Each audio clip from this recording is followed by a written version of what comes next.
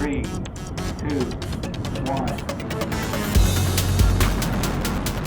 Hello, everybody. Welcome to Rocket Lasso Live. I am Chris Schmidt, and this is a live stream where we talk about Cinema 4D and try and answer questions from the chat live. I don't know what's coming, and we just try and figure it out as we go. So we'll be answering everything in Cinema 4D, but the questions might not come from Cinema 4D. Feel free to ask questions that are involving a link. Otherwise, type something in bold if it's like a typed out question, and then we can also try to address that. I'll keep an eye on the chat. We already got a bunch of links popping up today. The chat's going crazy, which is amazing. Which I super appreciate. Thanks, everybody, for coming and hanging out. We already said some hellos earlier, so let's just dive right on in. Okay, I'm going to share the screen, and we will start clicking links directly. So let's see. Tom got in with the very first one. Thoughts on this one? So let me just read through because we got a bunch of different things coming in. Jess, feel free to type the question in. I'll try and keep an eye out for it, but I'm going to click this link from Tom. And wait, even open in the correct window. All right, so what do we got? This is from StrackNL, or maybe it's Strackenel. Either way, it sounds cool. Oh, Strack. So let's see what we got here.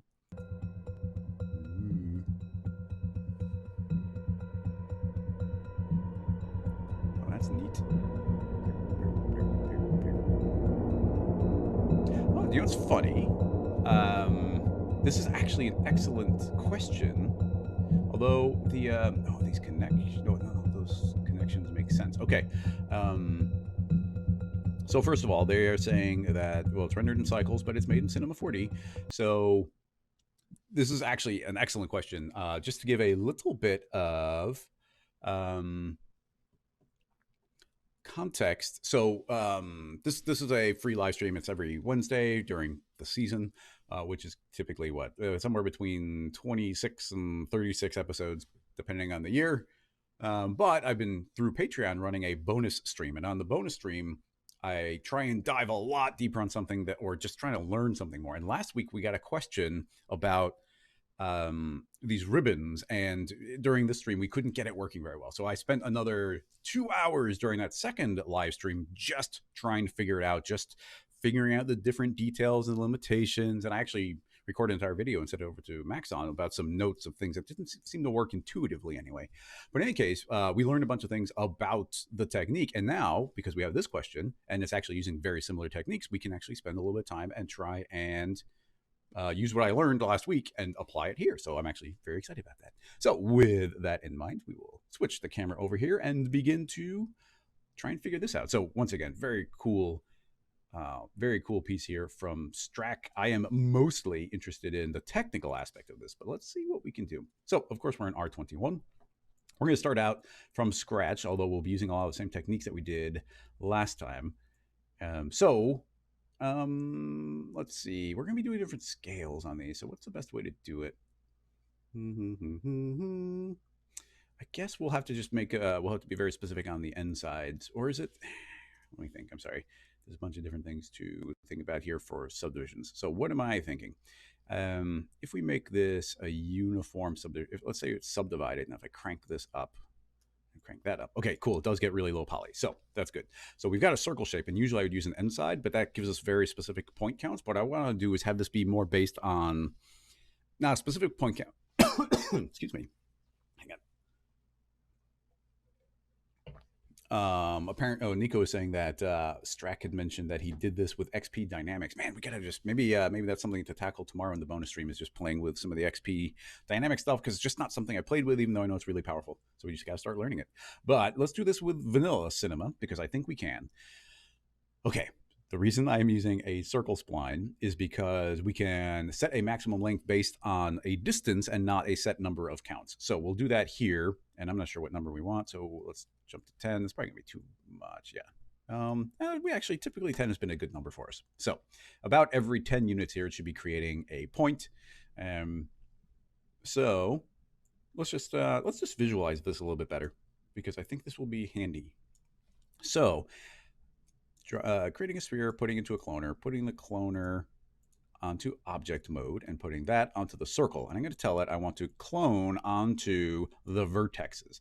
Oh, it doesn't. Okay, well, it's not cloning onto the vertexes of the final object. It's cloning them onto the original points. We actually might be able to get around that if I put this circle into a connect object. If I hold down Alt, it will automatically put it inside.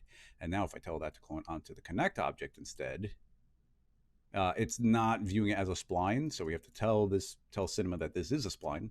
I always found this a little bit clunky, but if we put this into a spline mask, holding an Alt again, then that is now being treated as a spline. The weird part there is that the connect object is still going to, I'm sorry, the cloner is still looking at the connect. We didn't change the connect, we changed it as parent, but now the cloner is viewing this child as a spline. Very strange, but hey, that's what it is. Now, I'm going to set the radius of the sphere to 10.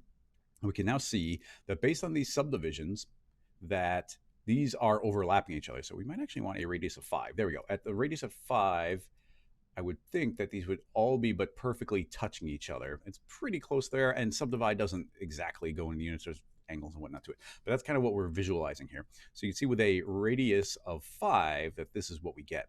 Now, if we want to turn this, and that's just a reference, that's fine. But if we want to make this dynamic, I'm going to leave it at 0, 0, 0. Let's subtract this floor to -5. I think that will work. And then add soft body dynamics, simulation, soft body. And if we hit play, then that should just fall to the ground. We won't see much. This is, visually everything is getting blocked. In fact, just for fun, I'm going to rewind all the way, scoot it to the side just so we can see it. So if I hit play, we should see it fall. Actually, we have to make the floor dynamic. That'll help. So you can see it falls to the ground. Boop, and it actually does fall a little bit. Or maybe it's even hopping because the floor might be intersecting. So we'll have to find out. So when it comes to this, we need to give it a margin. Now, I've been trying to do some extra research lately on the difference between size increment and margin, and I got to tell you, it still does not make sense to me, even as I go deeper into it. But okay, now you can see I've given it a margin of 5, which essentially means it's creating these little spherical radiuses around every one of the points that's being generated. And now if I play, you'll see it doesn't look like it falls, and that's because this floor is exactly 5 units below that. If we set the floor to, let's say, -15, it should now fall 10 units. So we now got that radius. But you can see that if these little spheres, if our margin here was bigger than this 5, it's going to be too big for the shape, and thus it will cause it to explode. So just for fun, we'll jump that up to 11, and you should see that it's going to explode, and you can see that the different lengths, you can imagine these spheres suddenly being twice their radius. They're going to be intersecting a bunch, so it has to explode outward so it's no longer intersecting. So that is the basic idea. Now we can get rid of the cloner and the copy spline, and rewind to 0, and we will set this back to a margin of 5, which is quite reasonable, and we'll even zero it out on Z. Okay, cool. So you can see that's the idea behind what we're doing, and now we could sweep this with a radius of 5 if we weren't so inclined. All right, now we don't want to emulate the pattern exactly here, but he's got a bunch of overlapping sphere. I mean, I kind of wish we'd start with a cube now because well, let's just see what we can get here. We'll just have some fun. So we've got a circle. It's got that radius. If I were to make I'm gonna make a duplicate of this circle, and then make a cloner, and I'm gonna make a duplicate of this circle into the cloner. Set the cloner to object mode. The object will be the second circle spline that I created. T for scale on the radius, which means I can just increase that a little bit, and I'm gonna make a bunch of little circles around the outside. So I was just making this. I guess I didn't need to clone into an object. I could have just on a radial. So I can increase the count until these are all very close to each other. I actually don't want to get too close because they need to be the radius away from each other. And now just for clarity, I could make another duplicate of this. And as I was just saying, I could do a radial instead, and I didn't need to make that extra clone. So yeah, something like that. I think we'll do something like this as our base shape. Now we can visually ignore this one because that was that's just creating a clone. And why don't we trap everything inside of a second circle here? So that's the idea. If we hit play right now, I think everything should work properly. Hit play, and interesting. When I'm going to grab these two circles, and when I scaled them down, it also scaled the maximum length down. So we need to reset that back to 10. And I hope that it doesn't scale the tag, but it did scale that property. But okay, this shouldn't explode anymore. So now I hit play. Now it doesn't explode. Nothing even happens. It just sits on the ground. Excellent. All working perfectly well. Now, something I would like to do is try and group all these and see if we can control it all with one dynamics tag. This is an experiment. I don't know if this will work. So if we put these all in a null, and I move one of the tags up and I delete the other ones, the defaults in Cinema 4D R21 say that the tag, it should inherit. It'll apply the tag to the children. So let's see if this can, well, I guess visually we won't see anything. So I'll just move the floor down a little bit.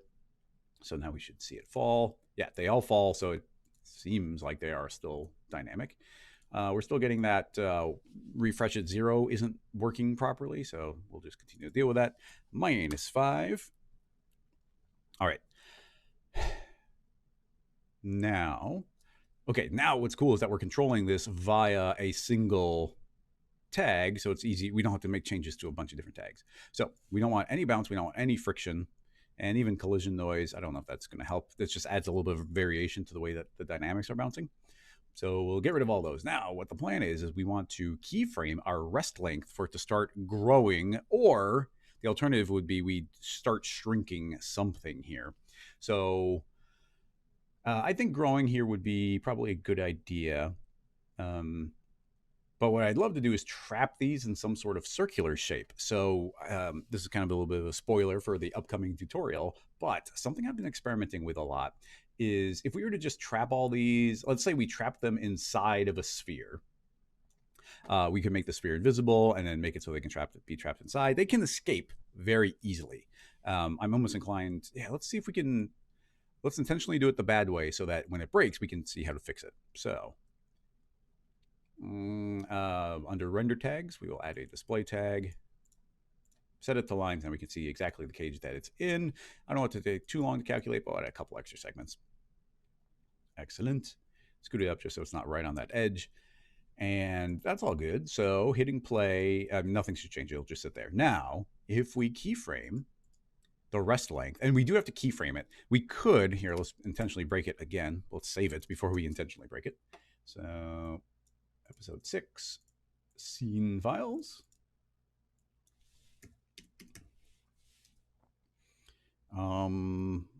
Spline cells. Yeah, that's good enough for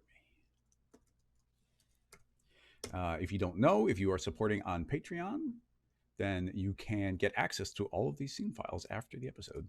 All right, so I'm going to jump this up to 200, so it's double the current size. And I want to be careful because it's going to be bad. I'm going to go 1 frame forward.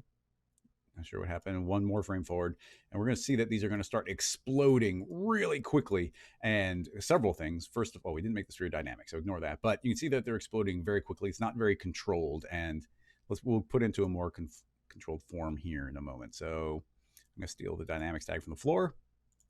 Where it is, you see dynamic is off, so it's just a collider body. Collision is going to be set to a static mesh, and that means it can be trapped inside, so that's fine.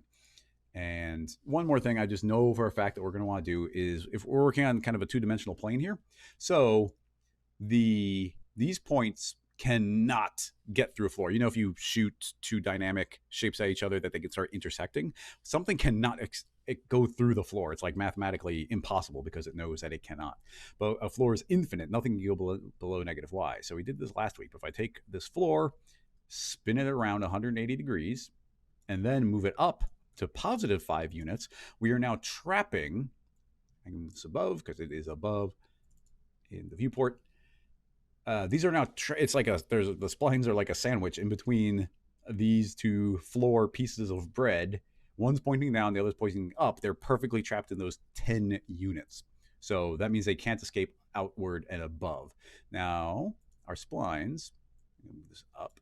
Our splines are still set to jump to a rest length of 200. So I'm going to hit save again just in case and hit play. And now we can see they're expanding. Actually, it did a pretty good job. That's not bad. I thought that would be worse. What I like to do is have a little more control over it, which is to keyframe it over the course of a couple of frames. So setting the rest length, it didn't explode here, and I don't know if I can push it far enough. I can just tell you that I know for a fact that I have run into, okay, I pushed it too far there, but you can see immediately it freaked out a little bit. Setting it to the default of 100, keyframing it, and moving forward even like 5 frames and getting to your next scale, let's say 150. And then hitting play, we can transition between those two scales, and it's a lot more reasonable. So, that worked nicely there. There's nothing super crazy. It looks like 150 is about the scale where it will fill up most of the volume here. And yeah, there we go. We get the splines. Now, nothing's escaping out of our cage of a sphere yet, but I'm going to leave it broken. Well, it's not broken. It hasn't broken yet, but if it breaks, then we'll talk about the fix. So this is a very simple version of it, but let's see if we can get this working. And I don't know if we will be able to. Now, something we learned during my bonus stream is that we need to bake this out and bake it out to alembic. Now, R20 and R21 makes this pretty trivial, but there's a couple details we learned. First of all, let's get a little bit of motion here. I want some extra wiggling going on. So under simulate forces, we will create the new field force. And with the field force, we can start giving this under the object tab, not the fall off. I do that all the time. Under object, we'll feed a random field. Now, typically the random field's actually facing, it's going to randomly push these in all directions, which is bad, but we're perfectly trapped on the floor, so it's going to completely ignore going up and down, so we can actually keep this rig more simple. Now, scaling up this is going to start putting some coherence in the noise overall. I want there to be a lot more strength. 55 is pretty good. And an animation speed of not too crazy. Let's say 25%. Let's just hit play and see what we get. Probably need some more frames as well. 333. Save it, hit play, and let's see what we start getting. So this grew, and now hopefully we'll see that we'll get a little bit of motion out of this. It's not moving too much, so there's definitely motion, but not as much as I want. I mean, keep in mind it's playing back at a third the speed, but I'm going to make it 3 times as strong on the wind, on the strength here. So hopefully we can see these start doing a little bit of a transition. I don't know if the scale is too large, but we can definitely see there's a little bit of motion overall. Now we could inflate these a little bit more. You see there is a little bit of space between them. So I think that would probably be a good idea. Or we have to put a few more spheres. Once again, we have to rewind, go forward to frame it, backward to frame it in order to catch it. I'm going to attempt to just create an extra copy and increase the radius. So there's an extra sphere in there. We'll grab the outer one, also create an extra one, maybe even an extra 2. And if I increase the outer, which one is this referencing? This one. If I increase the radius, they shouldn't be intersecting. So there, we just filled up the space a little bit more. Not too much, but it shouldn't change too much. It's going to expand. There'll be less space in between. And yeah, okay, that's working nicely. There should be no friction because the floors have no friction. And at this point, I'm just inclined to keep on cranking up our field force to be stronger and stronger until we start seeing some distinct motion here. Now, it's not animating very fast, so I'll crank that up a little more. Okay, a little more animation speed seems to do a decent amount. And we can see these start wiggling, and they're scaled up so much that, they're filling up the space quite nicely.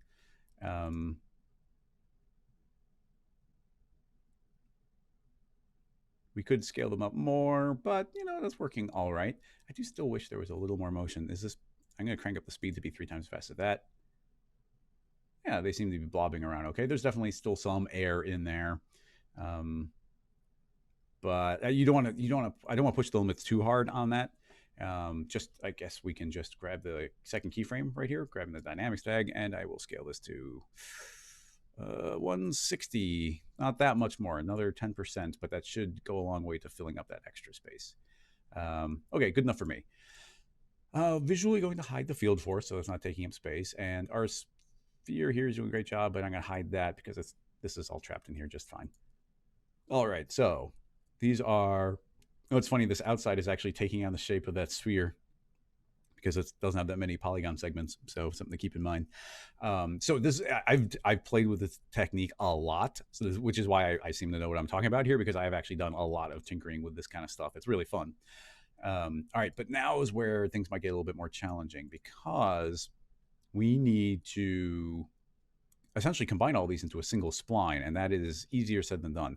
If we try and take this and put it into a connect right now and extrude it, it is not going to work. So how do we actually make this start working? Well, we need to, first of all, bake it. So I'm going to select the dynamics tag and let's say bake all. And I hope, the scene's almost 300 frames. We shouldn't if we're doing these tests, I'm just going to drop it back down to 100. It's not going to play for that long of animation, but at the end we could make it longer. So bake all just at 111 frames.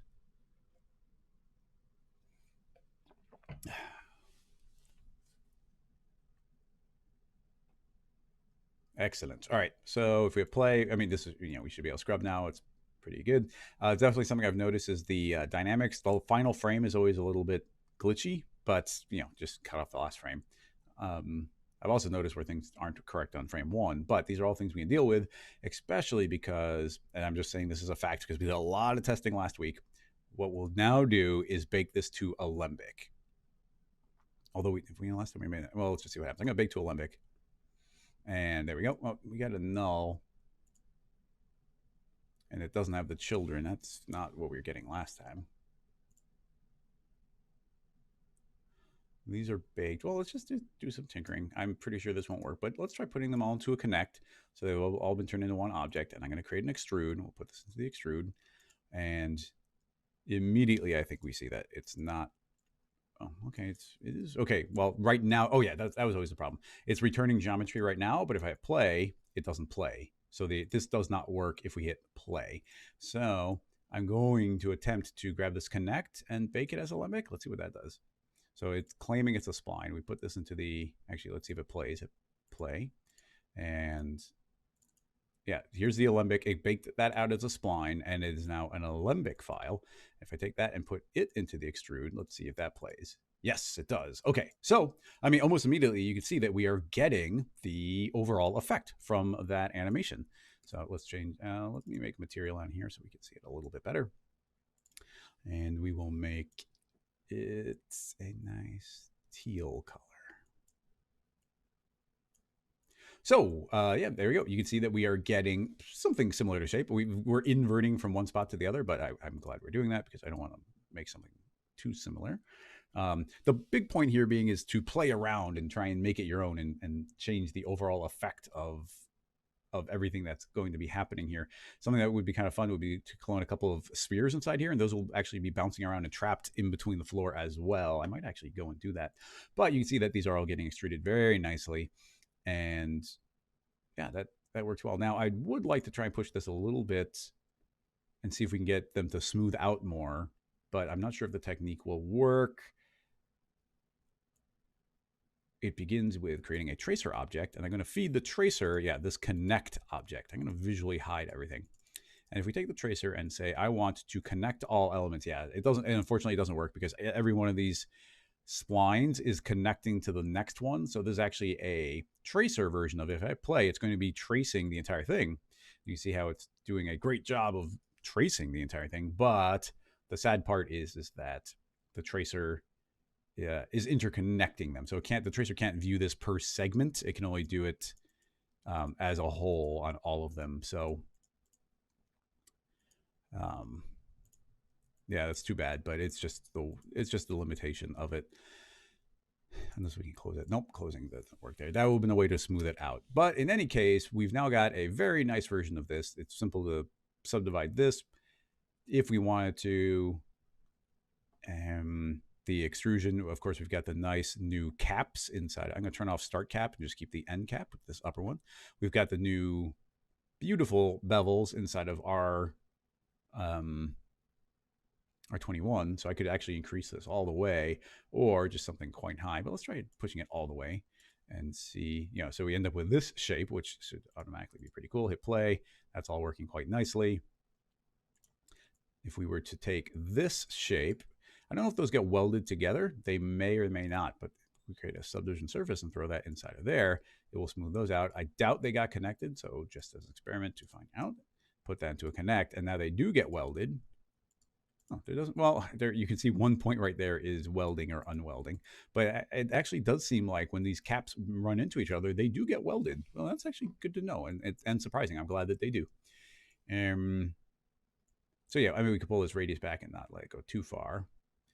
And you can see we get a little bit of subdivision weirdness here. It's probably because these caps are n-gons. So if we were inclined, we could change it to something like Delaunay. Delaunay is, of course, well, we can tell Delani to try and be quad. So wherever it can be a quad, it will be. And that should subdivide nicer. So you can see you don't get those stretches that we were. So now we get this rounded out. We get these nice little pinched shapes all over the place. We should get pretty good playback because the spline isn't dynamic anymore. It's just playing based on the final shape. And you can see how much control we have over, just changing the overall style of this. We can round it out just a little bit. You get these nice sharp ones, round it out a lot, get these more blob shapes. The entire thing could be fed into a volume builder. And of course, make completely different geometry based off of that. But there we go. By baking it to Alembic. Oh, and let me throw this out there as well. Remember, we baked all the splines. You do have to do this cache. We are definitely running into some weirdness when, if you don't bake it, the Alembic, if you don't cache the dynamics, then when the Alembic plays through, you'd think that would take, that would do the dynamics as well. But we found that they would give inconsistent results. So you want to bake that and then bake to Alembic. And that seemed to be the workflow that was very smooth. And these all combine very nicely. I'm quite happy with the ability to put that into a connect and then bake out the connect to Alembic. It's just the extrude doesn't like the connect directly. So I'm always a little bit sad when we have to bake to Alembic, but R21 makes it so easy to do. So slightly less parametric, but very easy to go back at any point to our original one and create whatever shape that we like. Let's see, any follow-up questions on this little thing while we're still here? Just to throw it out, well, I mean, just for fun, I'm going to, let's delete that, Alembic, turn this on, turn that off, clear the cache, and just for fun, I'm going to put some cells inside of these. So if I were to take a second circle, make it a child, T for scale, and scale that down, now we have a second circle on the inside of that, and now if I were to bake that again, then those should also be hollow. So just the way I'm layering up these different rings is creating various different shapes. Eric is saying from earlier, I could uncheck merge all in the Alembic export. That very well could be, but we're still ending up with a good result right now. So I'm not even sure where you would do that. But bake as Alembic, and maybe it's in the checkbox. But now that gets created, and maybe, what are you referring to? I don't see any merge or anything. But in any case, we've now pulled that out. We can feed this in again, and I can see those are our hollow rings. They look a little bit like calamari. And if we apply, then now those will be hollow rings, just like the outer ones. And they should have the same thickness, because the thickness ultimately is the radius or the margin of 5. So those end up being some cool little blobs as well. I wouldn't eat them, but that's pretty cool. I like it. Let's see. I don't see any specific questions about this one coming in. Got a thumbs up. Thanks, Spatten. But yeah, let's give this one a incremental save. What is incremental save? I've only just started doing it. Control, Alt, Shift. There we go. Alt. And let's jump back in and do some questions. I think I cut you off guard, so nobody's posted new ones. I'm going to scroll up to where we had a whole bunch of them. And let's see what we got.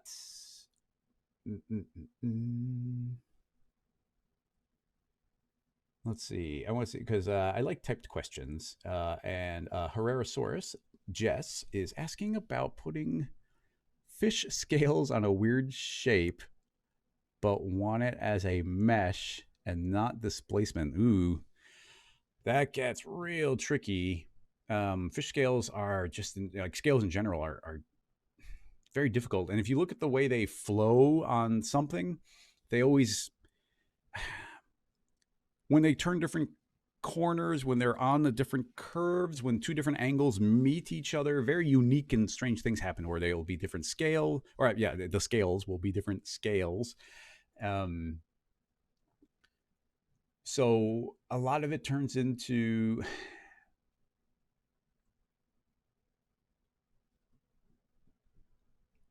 you want to prevent intersection, but there's a lot of trouble with it. Let's just see. Let's just make a quick testing piece of geometry. So I want to keep, well, actually, no, I'm not trying to keep it clean. So we'll extrude there. D for extrude here. That'll give us a corner there. Grab these. I for inner extrude. D for extrude. D for extrude. And let's make one tiny one here. We'll do that and do this. Okay, so we've got some very strange geometry here. Let's do one extra shape there, get this little curve. So let's assume that this is just some weird piece of geometry that's supposed to get scales on it. Now, what I'm thinking is, let's use the exact polygons as a way of scaling something very specifically. So I'm gonna make a duplicate of that, make this editable. Actually, we gotta be careful. Well, that's fine, this is enough scales. So of course we get some interesting things, like we get this weird point on here. Everything is four polygon, or everything is four-sided. They're quads, but we get these little pinchy axes here. And well, let's see what we can do. I thought, let's see. The basic scale could be a good job for the very rarely used. What? Anyway, it's so rarely used, I didn't realize they removed it from here. I bet it's still in cinema, but they Bezier, nope. Yeah, it's this Bezier NURBS, but they removed it from the NURBS menu. Did they move it? I don't know where they might have moved it to, but here's the Bezier NURBS. So I don't, you don't use it too often. It's just kind of like a cube that's been put into a subdivision surface, but I like using this to make leaves and scales and things like that, because you get all these extra subdivisions, but you get these points that enable you to rearrange it. So I can do something like that, and you can see we get this nice smooth curve overall. And all I have to do is change 2 points. Now, this is actually generating quite a few points, so we're going to pull this way back 5 by 5. But it's under the procedural objects menu. I mean, isn't that this? Am I blind?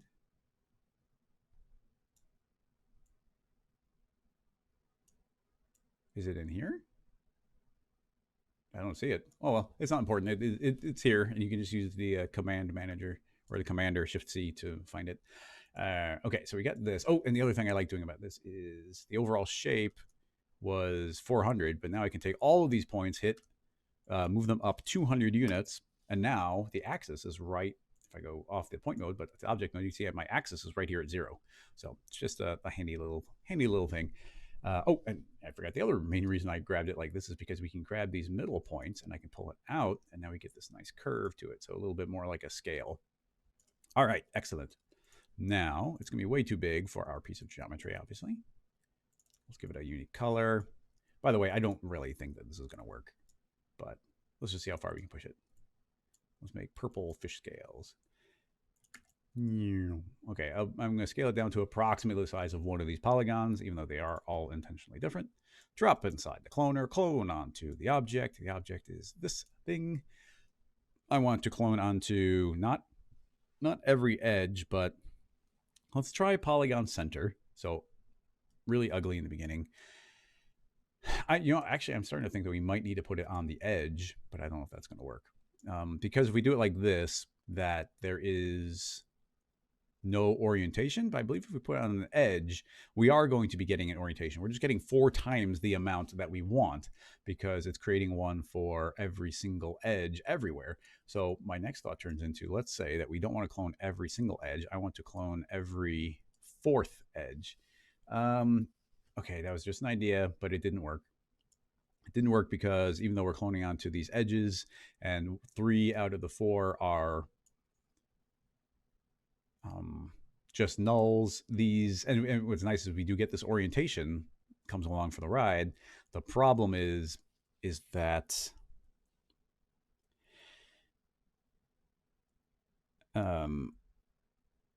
because I think because of those different poles, because of like this right here, it's changed, like these are sharing an edge and that's sharing an edge, but it's changing the way it, so if this was just on a plane, that would work. It's not just on a plane, it's on this crazy shape. Now we don't have there's no flow direction here. So that's gonna be one of our challenges, is how does it know what direction to face? And this doesn't, this doesn't even begin what I consider to be the actual problem, which is stopping them from intersecting and to properly scale them, which is what I was thinking was our real trick. Paul, that's an interesting idea. Procedural. Everybody's saying that they saw it here. Oh, yeah, there it is. Okay, the Bezier is down here. They used to be in the NURBS object, and now it's in the primitive objects. Good to know. I was wondering why it was turned blue instead of green. Okay. Anyway. Paul's suggesting that maybe we use hair and we brush it. That's a pretty good idea. It's a pretty good idea. It would you'd have to brush it, but you know what? Like, I don't think you're going to get the scales for free, and that's a pretty good method. What I was about to lean on would be like projecting, like shrink wrapping a more coherent shape, like a sphere, onto an object like this, but that wouldn't work everywhere. So you know what? I gotta say, I'm kind of liking that idea of using hairs to do it, and then it's not polygon dependent anymore. Although, well, I mean, we're not going to get the scale. I don't know, the scale for the scales. It's going to be a tricky one, but you know, it's a very interesting question. It's one I would like the answer to. So I got the raw mesh selected. I'm going to add adding a hair object makes sense. So what this is currently doing is creating a single hair, or in this case, what would be a scale on every single point. And I think that's fine. That's going to give us nice distribution. Now, one of the big tricks is that we're not getting unique scale from these. There's nothing about this mesh that's going to enable us to automatically scale these. But well, let's just keep moving on. Let's just see if there's something to pursue here. Under editor, no, not editor. Let's go to generate. I don't want to render hairs, but what I would like to do is make an instance. What is it an instance of? It is an instance of our Bezier. And with any luck, should that happen right away? Editor, generate. Shouldn't we? Oh, it might be actually doing it already. I'm going to open up my hairs by double clicking the hair material, and let's try giving it some thickness. Try 11 by 11. Oh, we should definitely be seeing something. Okay, I did something wrong here. Maybe that needs to be made editable. It's pointing out the Y, so that should be correct. Sweep instance. I mean, instance is what we got. I don't think frame update's a thing. It's only doing guides. Someone is saying, yeah, it's based on guides. We could say that the hairs are generated as guides. I'm gonna make this editable. I'm still not there. Make it editable. Drag in that one just to be sure. Deform, bend, hierarchy first, keep aspect, keep texture. Okay, I'm doing something silly here and I'm not sure what it is. I just gotta find the right checkbox I'm missing. Display guidelines. Hairlines. Hair polygons. Generate. No, I don't want to do any of these because I want my geometry. I thought if I turned on my geometry, it had nothing to do with this.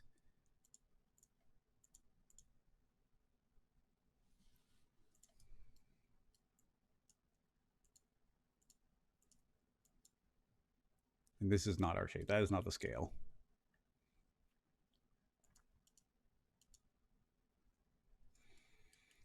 That is not the scale. La, la, la, la. I just want to do some tests. If I say I want to generate a square, the thickness, yeah, the thickness here should be the only thing that matters. And we got a pretty, it is definitely got some thickness on it.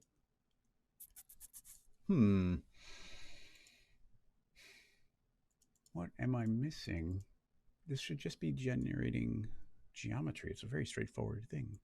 I've literally done this dozens of times. Tobias, that might be a good idea, but first we need to generate some geometry. Generate.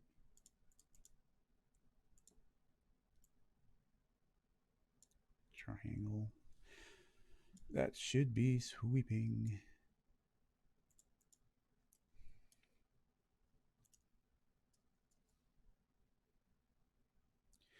Dean, we already made the thickness 11. I mean, this isn't that big of a model, so we don't need to, if like we should be very, very clearly seeing something already here. What am I doing wrong? I am making some sort of silly mistake here. I'm gonna make a sphere, make it editable, simulate, add hair. Immediately, we'll add a thickness of 22, 22. All right, excellent. Now, that's all good. Generate triangle. Boom. See, it's there. What's different? Like, it should be as simple as that. All right, well, I just don't trust what that's doing at all, so do it again from scratch. Simulate. I have a object selected. Simulate hair, add hair. Before we do anything else, we will generate a square. Okay, it is generating that. Give it some thickness. I'll say 11. It should get really huge. That's fine. And now I'm going to say, okay, nice. That is what I wanted. Don't render the hairs. I do want this to be an instance, and the instance is going to be the Bezier object. Okay, it's not accepting that. Let's put in the made editable one. It does take that one, not surprising. And now you can see that we get our piece of geometry actually being generated. Now, under hairs, I'm going to say I don't want to see individual hairs. I want these to be as guides. So there's literally as many as there are guides. No idea. I don't know what we just did differently this time than the previous time, but there you go. Now, the nice thing is how we can control the scale of these just via this thickness. So because we're already controlling the shape completely via the Bezier, these should be the same number. So 55, 55 should make nice big fat scales. So those are the super duper duper basics. So we got scales. Now, the fun thing maybe is not something we do very often. We can move into the hair tools. I'll pull this off, and we have all of our brush tools. So grab a brush, and we should be able to just start painting these and follow the curvature of our object. Now, this is going to fall on the person making it to, first of all, build the overall flow of these, but it's also going to be on them for making sure they don't intersect. There's nothing here to prevent intersection. And you can immediately see as we comb, like, a lot of this is pretty nice. But very quickly, you're going to see there are a lot of intersections, and we have to be very precise on a lot of these. So there's, this isn't like a instant foolproof, instantly working method. But as far as quickly creating something, it's not horrible. If you ever go too far with these, you see, like even here, I can just go nuts and like straighten them all out and follow that curvature. You can always go back to the straighten, and actually it's going to apply to everything. I don't know if it has to be on everything, but yeah, it's got everything. I could select some of them. I can just pull this a little bit and have them, go a little bit more straightened up. All right, so now let's just say, okay, we did that, and it's neat, but I wouldn't call these amazing scales. And also the orientation seems pretty arbitrary. You see that these are following the curve properly, but over here, I guess some of them are, that one's backwards, but some of these are correct. I don't trust that. Overall, it's not an amazing method. So there's that. And now I do want to see if there's anything we do about scale. I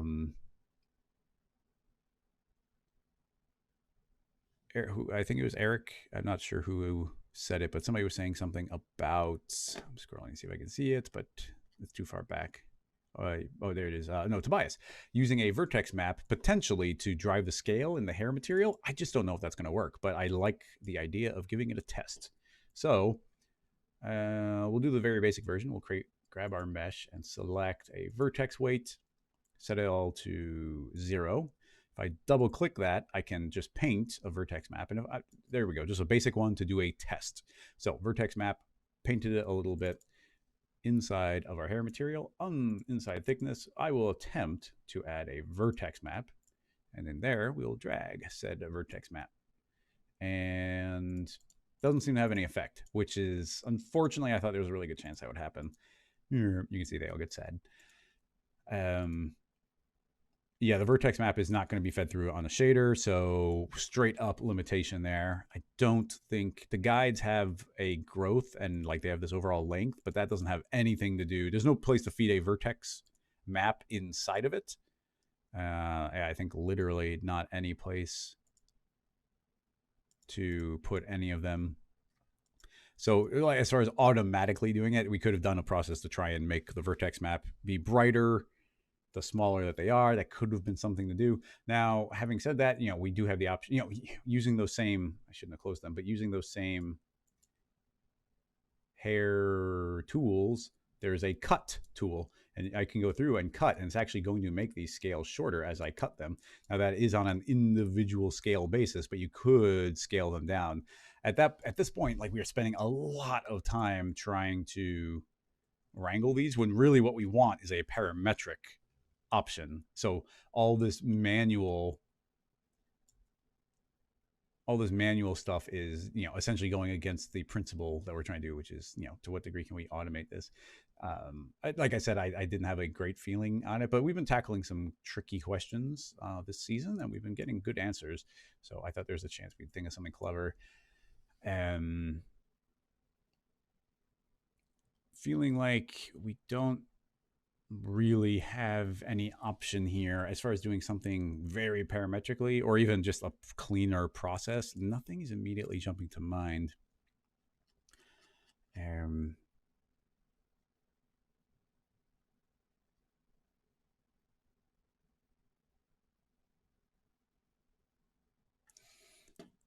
The copying the surface, open a new one, paste in the shape.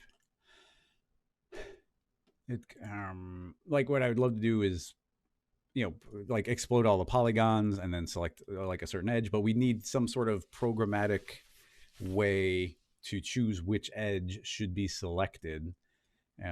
Like, just as a for instance of what I'm trying to do here. If I were to select all the polygons, hit U, Shift D, which will pop open the disconnect menu. I'm going to say don't preserve groups. We've now exploded every single polygon.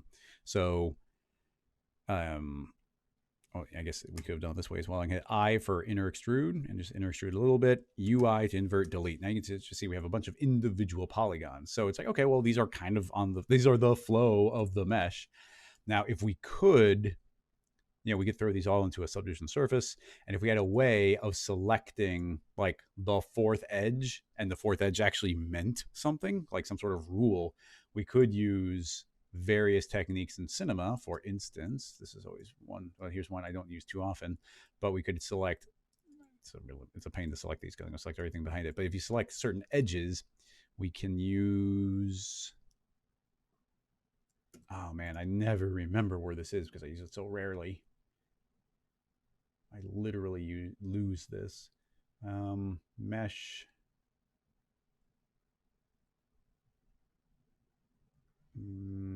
Tools. Where is the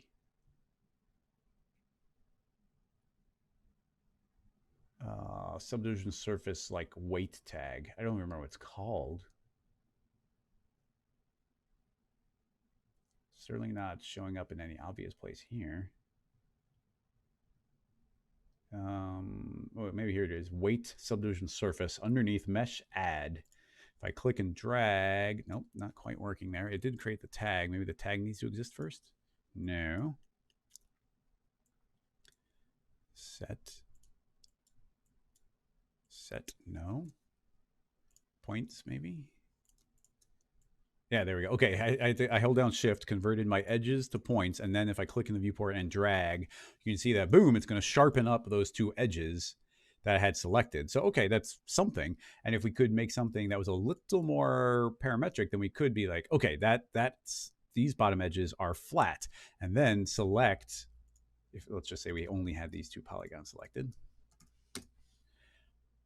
if we had a way of automatically selecting, let's say, the bottommost edge on every one of those polygons, then we could do that and then hit UI not UI, UI, and invert the selection, and then do some sort of parametric, push these outward, and then potentially do some sort of subdivision. This turns into an entire modeling process, MF, to do a cut down the middle. And we could select those and potentially grab just the top middle point. So you can see how I'm doing a very manual process here, but that these would flow over the mesh quite nicely. And even at a certain point, you could be, okay, cool, that is what they are. And now scale all of them. But that's on an individual polygon basis. We just don't have any way of modeling, or of doing that process parametrically through the entire mesh. Every step of the way through everything I just did was a very manual process. So undoing here, just imagine having to go through and select every bottom edge of every one of these polygons. That'd be absurd. Now, I'm not saying there wouldn't be some way to do this with code, which would be, like select every polygon, select the bottom-most point, select the second most bottom point. Cool, that is the bottom of the polygon. Like, there's ways of doing that. But given what we have now, there's nothing I can think of.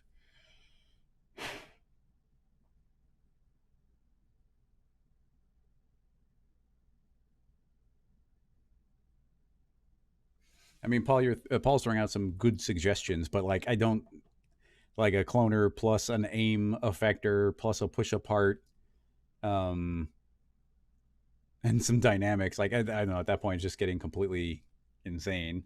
Although you're saying dynamics there, it's funny because it does make me think of one completely absurd process. Let me think. If we did take this overall shape and then we clone, this will be weird. I'm gonna go grab our original scale. And we'll go back here, paste it. So we've got a scale. So if we were to take a cloner and feed this in and clone onto an object, and on the object, I'll just say every single point. Then we get all of this. And now I guess the orientation is going to be super duper tricky, because if we want these to face properly, I'm not sure what axis we want. There we go. That's the one. Negative 90 degrees. So now they're all pushed perfectly outward. The rotation isn't working too well, but those are all facing outward. Now, if we were to do the aim, the target effector rather, now you can see they're all facing it. So this doesn't work everywhere, but assuming you want everything facing the same direction. By the way, I think having done that, is my original 90 degrees doesn't do anything. So you can see that these are all just rotating to whatever angle. So the target is sort of overriding everything. There's different orientations that we could select here. I'm actually quite certain that none of them are going to be correct, because it's going to be mostly about the object rotating correctly. So the easy fix for this would be to also create a plane effector afterward. And now this is rotating after the targeting. So now what would I want that to do? I don't even know what I want it to do, to tell you the truth. The point being is, if I were to rotate these all like this, you can see that this top part has a very nice orientation overall. And then if I were to take all of those and rotate them on, say, this axis, now they're not overlapping too badly. Now they're actually kind of tiling like a scale from a certain point of view. So then, and this, once again, we're not doing anything dealing with scaling, although you can, I didn't think about it, if I change this to polygon center instead, we can enable scaling, and now they will scale based on the scale of the polygon. So that actually gives us that goes a long way. Okay, so now you can see we got all the scaling, and they're all kind of an orientation, not for the entire model, but for a good portion of it. So what my thought then is we can't just rotate them automatically, but if we did an absurd thing, which would be to put some sort of hinge on them and make them dynamic, that's the insane part here. So I'm going to temporarily turn that off. So we've got our clone. Make a, what were you going for? Dynamic connector. And we can say how we want this to be able to rotate. So let's say, let's keep it as basic as possible. I'm going to say it can just rotate on that orientation. Make it a child of that object. This connector wants to connect from there to the surface of the overall object. If we make a bunch of clones, and now you can see those all been connected. Now these connectors I don't think are going to work. I'm also very worried about hitting play. Oh, they're not dynamic, so nothing's going to happen right now. Let's turn this into a collider body. Oh, even that, I don't even know if collider body makes any sense. Static mesh is fine. And then these will be a rigid body. I don't think any of this makes any, is going to make any sense because currently these are going to ignore collisions on that internal structure, although I can think of a way around that as well. Save a file. When we're about to do something really dumb, you save. Okay, let's try hitting frame forward. I'm pretty sure the individual clones aren't going to work, but they might.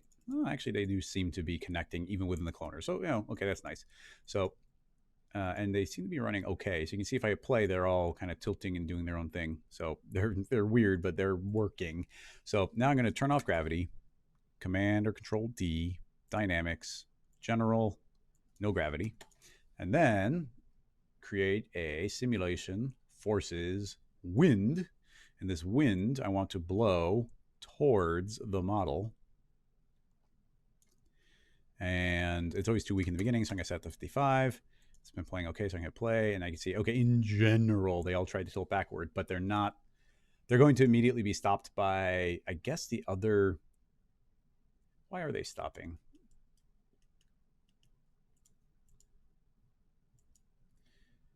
Like, okay, I guess one, like the ones that have enough room fall over, and then they're blocking the next one from being able to fall. Is that sort of what's happening?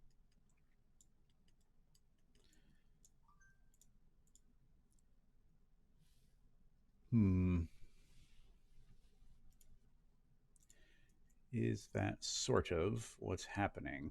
I'm not sure. Now I'm going to change our connector to, it's probably a bad idea, but I'm going to change it to a ball and socket, maybe even a ragdoll. No, ball and socket. Ball and socket can rotate anywhere. So ball and socket can rotate any direction. So if I play, these should all a lot more freely be able to wiggle amongst each other. And yeah, you can see them start. Yeah, some are going to rotate down and push out of the way, but they did successfully tilt backward a little bit more.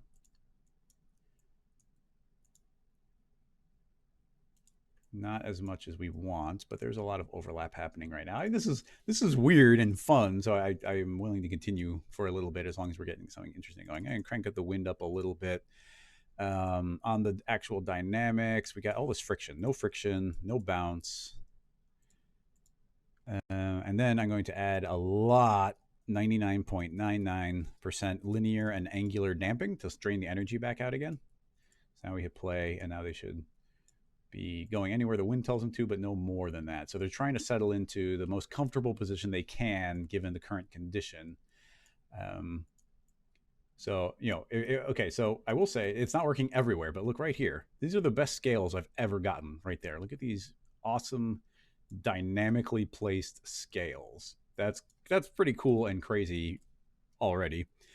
So like I said, we were only kind of looking at it from one point of view, and that worked. But the wind, that makes sense because, well, it makes sense in some spots. Like back here, that wouldn't make sense because the wind's not going to blow in that direction. Although, maybe using some field forces, we could get, like right now, the wind's just blowing in one direction. And if we were to use field forces, we might be able to get a particular orientation around the model a little bit better. I'm not sure about that, but let's just deal with like some of the problems we're getting here in the front. So you can see these are falling backward. They're all very large, so that's potentially a problem. We'd want that's just the sheer scale of them. I feel like is trouble. Now, this is here's how much the scaling is going to affect it. So let's just not let's not even do that. There is no scaling on here, so they're all the same size. Hit play. Let's see. Okay. Well, I mean, with them being smaller, not surprisingly, they're able to kind of blow in the correct direction better. And now overall, the surface is working a lot better. Now this curvature there is not horrible. Okay, you know what? Like we're getting somewhere. This is weird, weird and interesting. Let me think.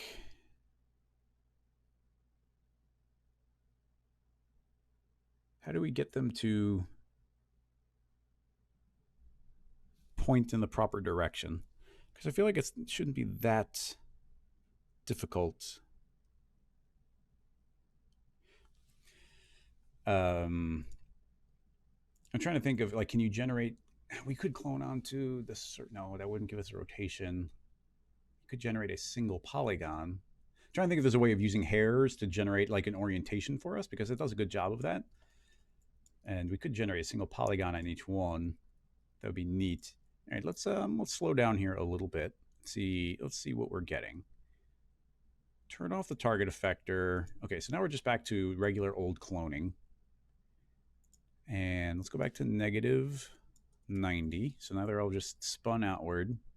We are cloning onto the polygon center, but that doesn't give you much of a direction. Edges would give a direction, but every other one, and not literally every other one, but almost every other one would be doing a different orientation. We don't want that. Points, I don't think, do any better of a job.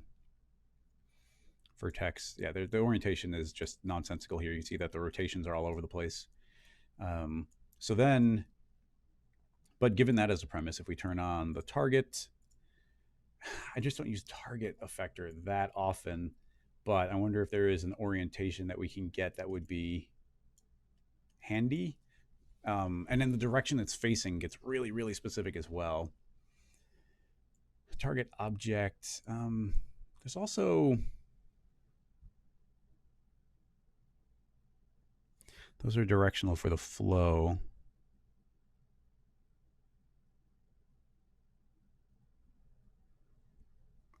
Paul, what are you referencing? If you hit T, you get the scale for what?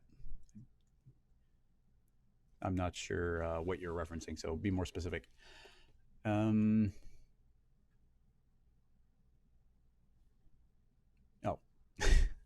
You're joking. I thought, hey, if you're going to be all excited, I'm going to take you at your word. So, okay, these are all pointing to the left. So that has to do with the orientation. Man, I wish I had a better feel for the axis here, because this is using pitch, but if we turn off pitch, then now everything is, how does the targeting work then? Yeah, now it's just a rotational angle. We can reverse the heading, which will invert them. We don't want to do that.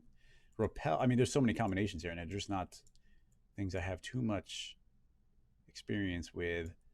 Kind of what I want these to do is just aim outward, and then look at next node. Oh, they can aim in the field direction. Ooh. There's a lot of options. I forgot these get field directions now, and field directions can get crazy. Field direction, and so that's going to be looking into this fall off, and if we feed in this model as a surface, then that will generate, I don't actually want it to, this shouldn't affect the clones, it should only affect the direction. And yeah, so this is now affecting direction based on the surface of the model, although everything seems to have moved very strangely, and I don't know why that would happen. It's just a target effector. Why would the direction change the position?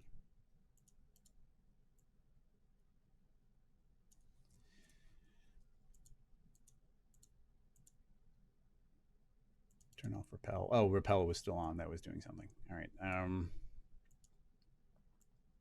So yeah, this is, it's referencing the surface. There's so many variables here. We would just be clicking and clicking.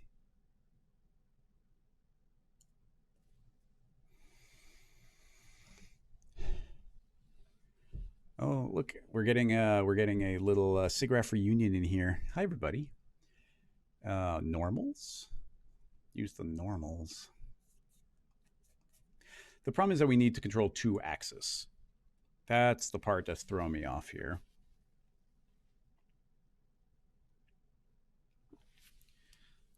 create a spline. I mean, I kind of want only on a particular orientation as well. There's so many, like, the problem is that right now there's too many options. There's too many places we might be able to travel with this, because like the next thought that pops in my head would be us creating a series of loops like this. So if I were to be like, create a series of loops, and you can see we're going to be missing certain places, so it doesn't work perfectly. But if we were to do this type of slicing and then Shift C, edge to spline, then now I've got a spline and I could clone onto the spline. If we turn that on, then now, I want to turn off the targeting because that's just getting weird.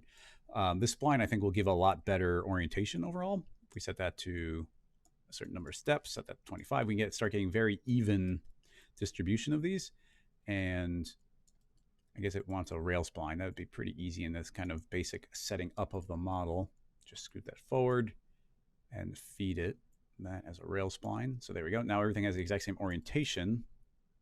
So this is kind of the orientation I'm going for. It is not rotated correctly, but is the orientation I'm going for.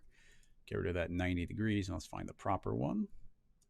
Looks like negative 90 combined with 90. And then we could spin it. I'm not sure which axis it is to spin, but the point being is you see how the curvature of these is all facing forward, although half of them are facing inward. So that's just the thing that happens with splines, where the direction is alternating. I don't know what triggers it to alternate one way or the other. So even that's being a little bit of a pain. But yeah, we could twist them as well. None of these axes is doing a good job twisting. This also happens sometimes. Maybe that's being overridden by the... that might be getting overridden by the... orienting to the spline. So if we were to take this plane effector, yeah, there. If I take the plane effector and increase H, it does rotate. So this isn't working on all of them, but you see this single row. You can see how they're all oriented in the correct direction, and I can put that little bit of twist in them so they're not intersecting each other. So if I could get that to happen everywhere, that's what I'm trying to get. And then once we had that sort of a rig, then we could blow the wind on it. And I think even now it's still set up for it. If I hit play, maybe all these ones underground are going to break it. Maybe they're intersecting each other. I'm not sure. Okay, just as proof of concept, I'm going to delete all except for, I think this one. UI, delete all the splines except for that. Must have more than one. I'm going to delete that. Delete that there. Now you see I have a single spline. The cloner is taking a second to catch up again. And honestly, even this one without a rail spline, it's still doing the correct orientation. So, that's fine. A single spline there. If I hit, I turned the wind off. Let's turn the wind back on again. Okay. And then you see this will blow them all backwards and they are intersecting each other, but they're not colliding with this mesh because this is telling them not to collide with that mesh. So if I turn that off, they will collide with it. And now you can see that we get a series of scales all lined up there. And if we were able to, we're not, but if we were able to, I'm going to select that spline, click, don't do this too often. Can we clone? Maybe we can copy and paste. Copy, paste. Yeah, nope. I thought in R21, when you copy and pasted points, copy, paste, no, paste in the viewport. No, it's putting them as a new object. Maybe if I hold down control. Okay, if I hold down control, it's working. And now you can see I can make a copy and a copy and a copy. So still, this isn't exactly what we want to be doing. But you see if I hit play, now we're going to start getting pretty nice scales lined up. This is turning into, well, let me take a step back. It's a little bit, Effectatron, fake it. I don't want to fake it. We're trying to make it real. It's no fun to make it fake. You can see that by doing a little bit of this process, they're going to layer up very nicely. So essentially this is what we're going for. I'm just trying to think of better ways of automating this where we can kind of be on any mesh direction.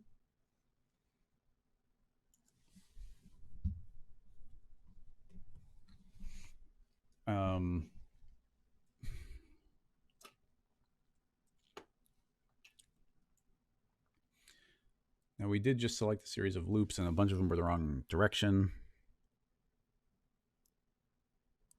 but the spline does such a good job of giving it the correct direction. Now, I don't want to count out the target effector. The target effector very well might be able to do something like this, but it's a very particular combination. That's the kind of thing I wouldn't want to do in this stream.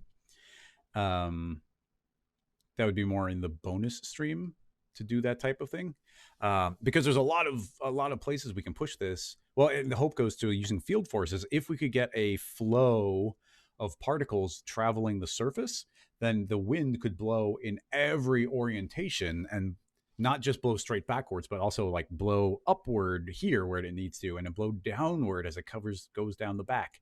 There'd be a lot of combinations we could get. I gotta say, I am quite pleased with how clean the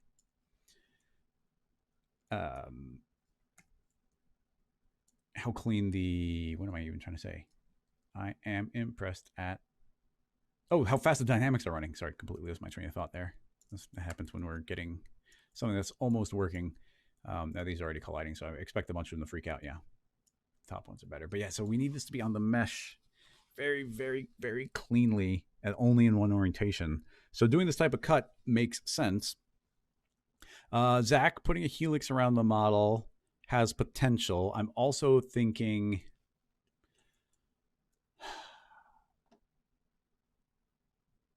let's see. I'm going to copy the original model, go into a new file, and we could potentially also just do a series of cuts. Let's continue to be like, okay, we want to travel backward along the overall surface. I know we got a weird shape here, but we're intentionally trying to make it difficult on ourselves. So if we go to our side view, and let's go to polygons, and we go to knife, and I say I want to do I think it's a plane cut. So KJ, we get a plane cut, and currently it's in free mode. I want it to be on world mode. And what axis are we? Okay, we can see right here how it's cutting. That's not what I want. Let's try the ZY. So there you can see we're getting a cut across it. So that's cool. But here's where it gets interesting. We can say I want a number of cuts, and I can see I get 10 of them. So if I were to say, let's say, not that many. Let's do 50 cuts with a spacing of 20. So now if I move my mouse over in the proper spot, you're going to see that we're going to get a whole bunch of little cuts. So I'm going to now say I want to select those cuts. So now when I go to cut the object, let's do right there. Now if we go to edge mode, those are all selected. So boom, we've got a bunch of cuts perfectly cutting through the entire object. Now we say Shift-C, type in the word edge, and find edge to spline. So now we've got a spline, and copy that and then hit undo because we didn't need all those knife cuts on the actual object. So now we can paste the spline back in again, and now we've got a bunch of evenly spaced cuts around there. Now I do not trust for a split second, I'm going to copy that spline. I do not trust for a split second that this spline is actually going to return everything in the correct direction. So let's just see what it does. Cloner, feed that as the spline, and I imagine half are going to be pointed inward. Well, it looks like only 2 of them are going the wrong direction. You can see these are going the wrong direction. Now, I don't know if this will work, but I'm going to make just to show you, copy, new file, paste. If we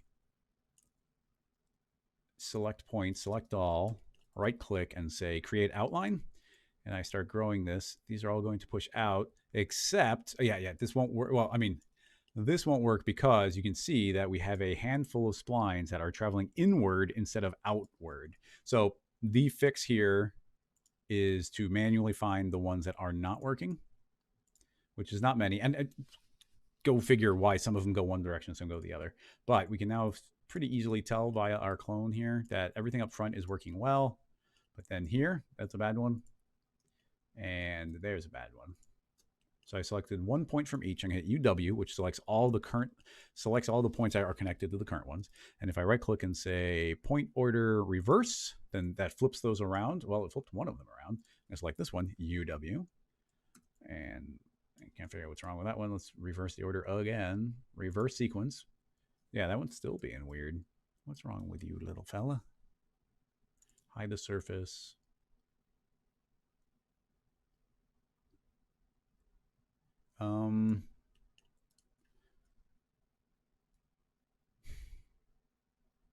order, even, yeah.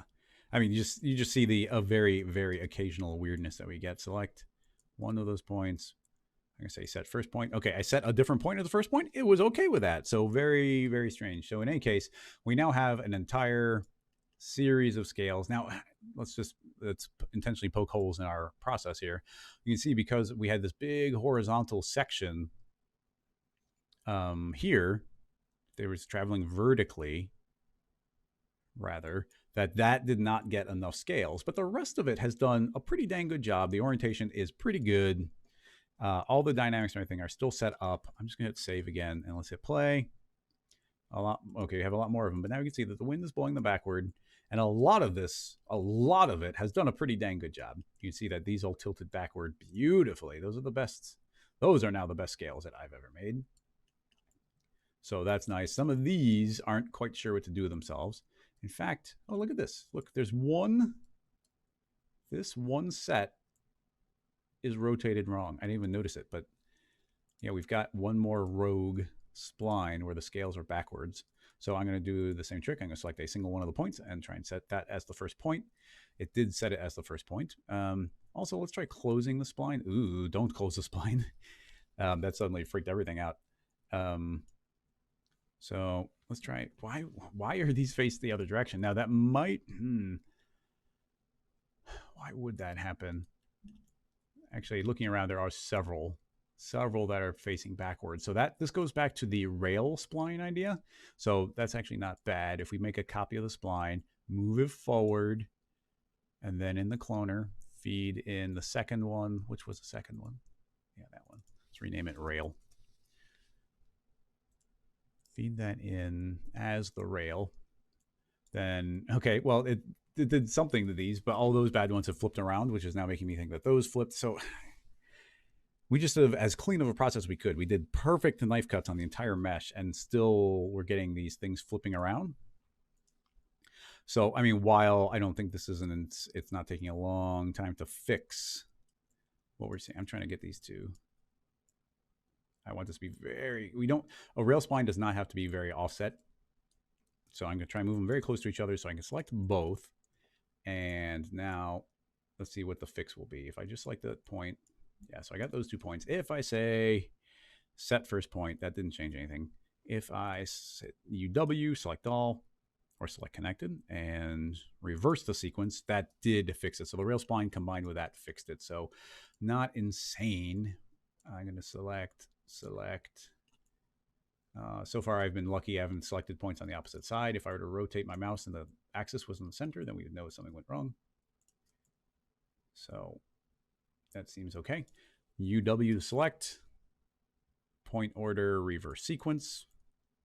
That seemed to have fixed all of them except for one, very picky one. UW, point order, reverse sequence. Okay, it did work that time. Okay, now there's no backwards ones. So a little bit of fixing time was required, but that wasn't too bad. Now we hit play, let these all blow backwards. With those fixed, the overall flow is working a lot better. So yeah, not bad there. The scale of them is going to have a very big impact. Let's save it. So we have a lot of control over the scale. I mean, we could even use effectors. That's what's cool is this is super live. So we can see that along the top here, when I hit play, the resolution, essentially there aren't enough scales and they're all running into each other. So we want those to be a lot smaller. And I think we could probably just create an effector and shrink them. So with the cloner selected, I'm going to create a plane effector. Pull this up. Actually, I guess I need to pull it up. I'm going to say scale in a uniform way, in an absolute way, negative. Now we're going to see all of them shrink. So that is how small they would get. Then I can create a fall off. And in this case, I will just create a capsule fall off, not one I use very often. Move it over here. X plus for some reason instead of Z plus, which I should have been building at. T for scale. And now you can just see, the point being is these are all scaling over here. So those become smaller scales. And now, hopefully, I want to see the reason for doing this. is I want to see if that continues to work with the dynamics. And yeah, it totally does. So if we gave this even a little bit more of a fall off, unhide that, give this a full fall off. Now you can see a bit of a better transition, pull it down just so everything can transition into that shape a little bit better. Then hit play, and that transitions better in there. And I mean, if we scaled it properly, then I think that those would start working pretty well. And look at that, like overall, not too bad. We're getting something somewhere.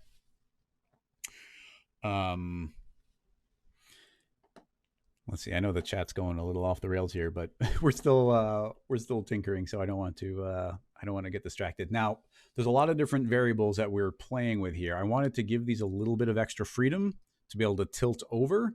So these connectors are just ball and socket, but keep in mind we could have gone with a regular hinge, and now they can only, I think, tilt backward. Well, forward and backward. So they're not rotating at all. And you know what? That's doing a pretty good job. You can see up here, they fight a little bit more. So by turning that into a ball and socket, they can kind of rotate any direction. So if I play, you can suddenly see these all start scooting around each other a little bit more. I feel like that little bit of extra freedom goes a long way. Now, what I'm trying to think, this is pretty good, I gotta say. Like these are some pretty great looking scales. And I mean, look, these are clones. So if we were to remove this material, we can we can, of course, just add a random effector. Did I have it selected? Yeah, cloner. Random effector, don't affect the position, but instead affect the color. We can get random colorized scales and have complete control over the way that these are all going to be mapped and colored. So like, these are actually dynamic. And then, oh man, it would get super duper dangerous. But I've even got it in my head where if we did a spring connection, we'd actually make these soft bodies so they could actually bend over each other a little bit. And that bending could get the curvature going a lot better. And right now I'm just trying to, well, I mean, we could try and get a field flow that flows over the surface, correctly pushing everything in the right direction. Because what I really like is if these weren't, right now these are trying to pull backwards, but it goes to, do you create, if we could just get the surface to do it, would be the best. But, like in a pinch, we could just make a second wind, and that wind would have a fall off to right around here, and that would blow these inward, and that would go a long way. But this is pretty incredible, actually. I really like this. I gotta say, there's like 4 different times while working on this one. Let's see, Control Alt Shift. That worked. There's like 4 different times I was like, we should stop. I don't think we're gonna get anywhere. But we plowed through, and we're getting something that's pretty good. So what I would love to do is do a, what I'd like to do right now is find kind of a problem area. Yeah, like this top part. Okay, this top part's a good spot where all these should be lying flat, but just by the way they're overlapping each other, you can see that they're fighting a little bit. I would like to do, I just saved this as a new version. I would like to do a much more limited test here and try and make them soft bodies, which is insane. But if we make it low enough poly, I think we can control it all right. So here's a thought. I'm going to select just those. That's plenty. Select connected. Oh, that's weird. That's grow selection. Select connected, and then UI delete all these. So now we've just got a couple of them. So we're going to get plenty of, oh, that's very interesting.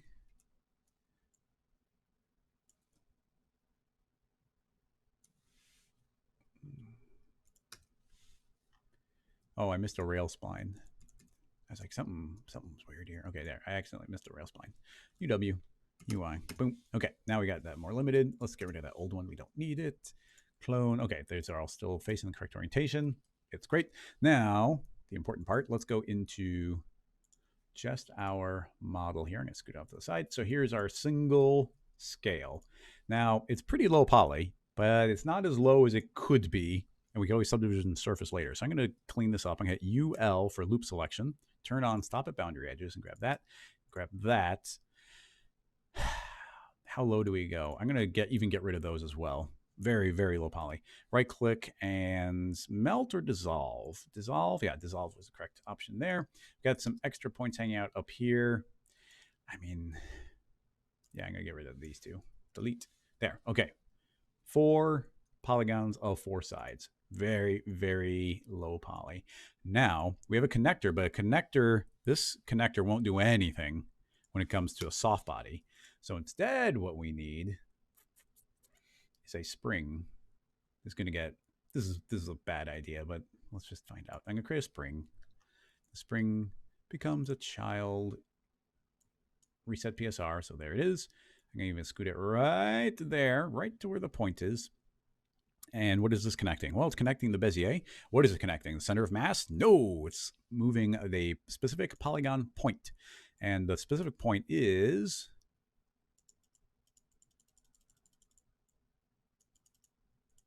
there we go. 2. It's point number 2. You can see where it became very, very small. Now, currently the rest length is 100. It should be, I'm going to hit set rest length. You see it's almost at 0 because it's not quite on top of it. I don't need it to be directly on top. So there we go. We got a spring. It's right on top. Now, that's fine. Now, this turns into a soft body. We're currently draining lots of energy out. I've actually found out that that's bad for soft bodies, so we're going to go really easy on that. Although drag and lift that'll do a great job. Yeah, we're going to add some drag and lift to both sides. So that's going to drain the energy out from them moving too fast. And then we're going to go soft body, and the structure, very important. I don't want the stretch. But the shear, well, the shear, I want some shear. I don't want any damping. No damping, no damping.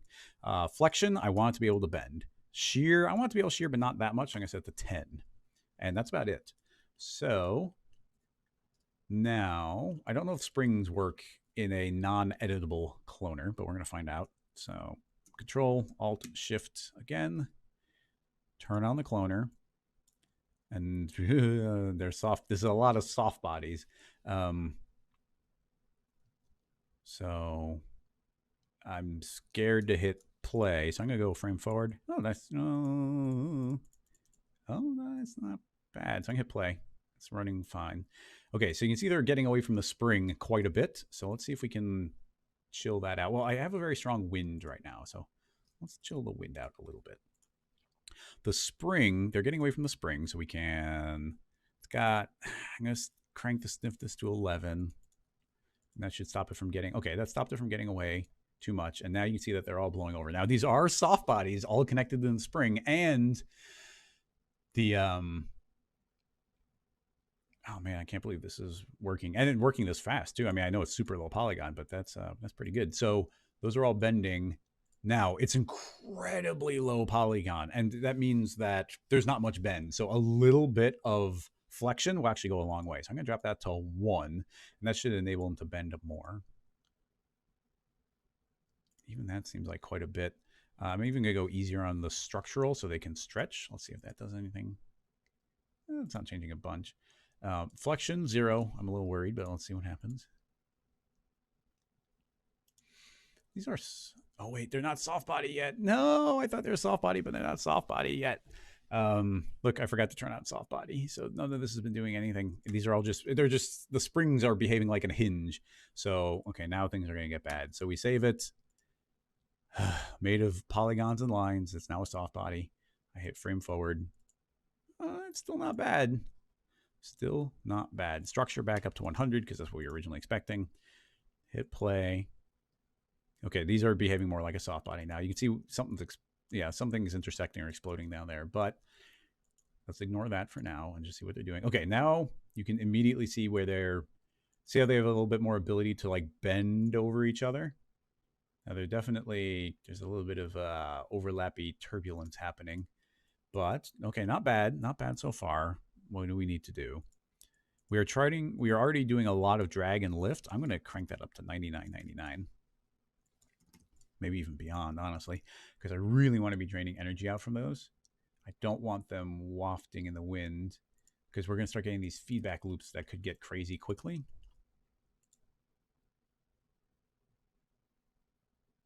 Yeah.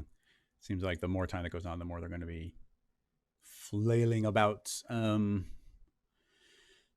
Let's try completely getting rid of the aerodynamics. I just want to see what happens. And now you see they're whipping down a lot faster. And now you can see, yeah, I mean, the drag was going a long way because see how they're like oscillating really quickly. Now we got to keep in mind, it's just the wind doing this. So, and essentially this is behaving just like gravity if we had any. I'm going to slow the wind down, give it more time. Now you can see a couple of them are intersecting each other, and that's why they're suddenly like that pop for some of them. Some of them are like, oh, like I'm intersecting, like get out of the way as quickly as possible. Okay, now what I want to do is try linear damping, 99.99. Linear and angular damping.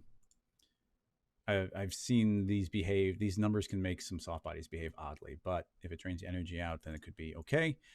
Not enough wind strength, back to 55. I mean, there's like that one frame that's okay, but let's see if we get the same oscillation.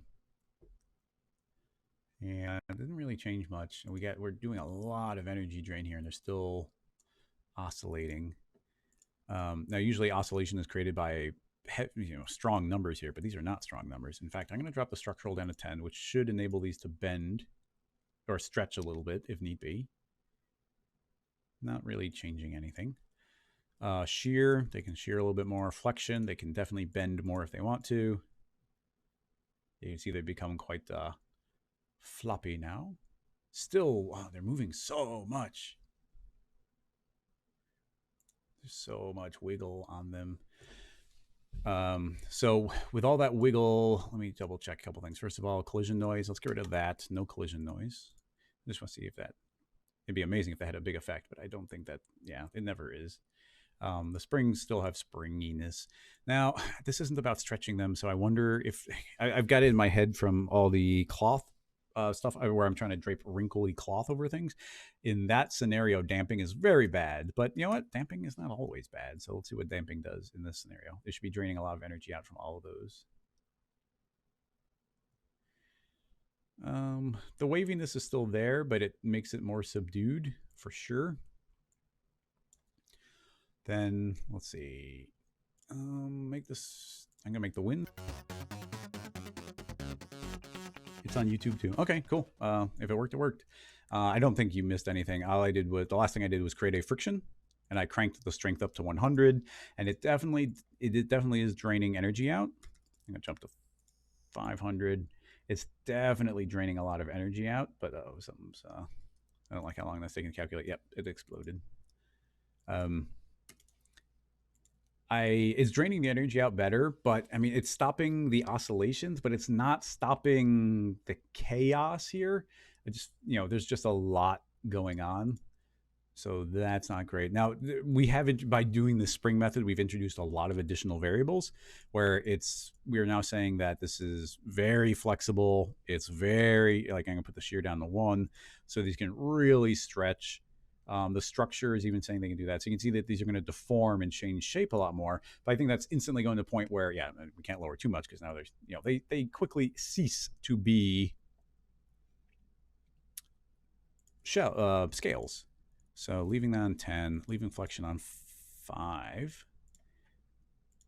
draining a lot of the energy out. Like, and even that, it's frustrating because you can see that those are bending down, and it actually does a pretty good job of getting this curvature going. And then they start trying to fight back, and then we introduce that oscillation very quickly. Even though right now I feel like they did a pretty good job of filling in this tougher area. It's not perfect, but you see that's doing a better job of curving over the surface.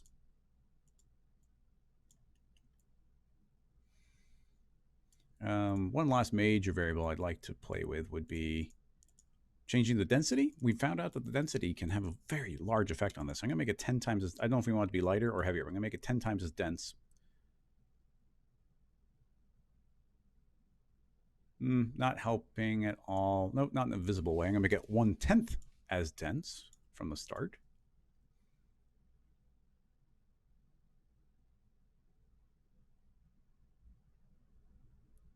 Less oscillating, but they seem to be fighting back a little bit. Like they're maintaining their shape more, perhaps.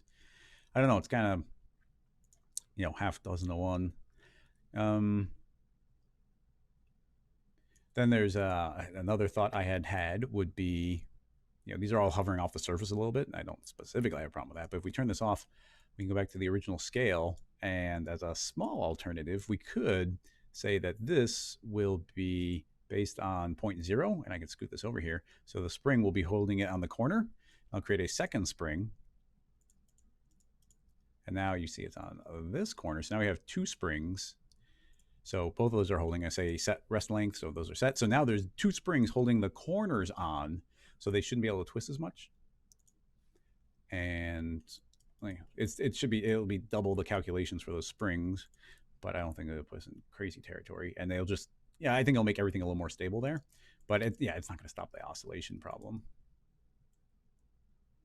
Or this bounce. And then, I'm just going to, let's try cranking. We got a lot of friction, so I'm going to put a lot of wind. And they are stretching. The extra wind, they're going to, and not in a bad way. They're flapping in the wind. It's bad for the current thing, but if these were supposed to be leaves or grass or something like that, then that wouldn't be a bad thing. But they stretched a little bit, but it's doing the curvature. Well, okay, a couple things. In a somewhat surprising way, this is working. It's working surprisingly well. We have not explored all of the possibilities, but the earlier version, let me pull that up here. Yeah, I kind of liked when they're all purple. So we'll put the purple back on. This layering up this way is pretty wonderful. I'm pretty happy with this. I think we can push it further. There's more that we can do, but actually getting a scale pattern and brute forcing dynamics in order to get it is pretty great. I like abusing the systems like this. There's a lot of possibility. If somebody was even to send me a screenshot like this, I'd be like, wait, how did they do that? So the fact that we got here, I'm pretty happy with. What I'd love to do is try and get, this entire thing with scales really should have been the type of topic we tackle in the bonus stream, because I like going deeper there. Or here, I'd rather be tackling a bunch of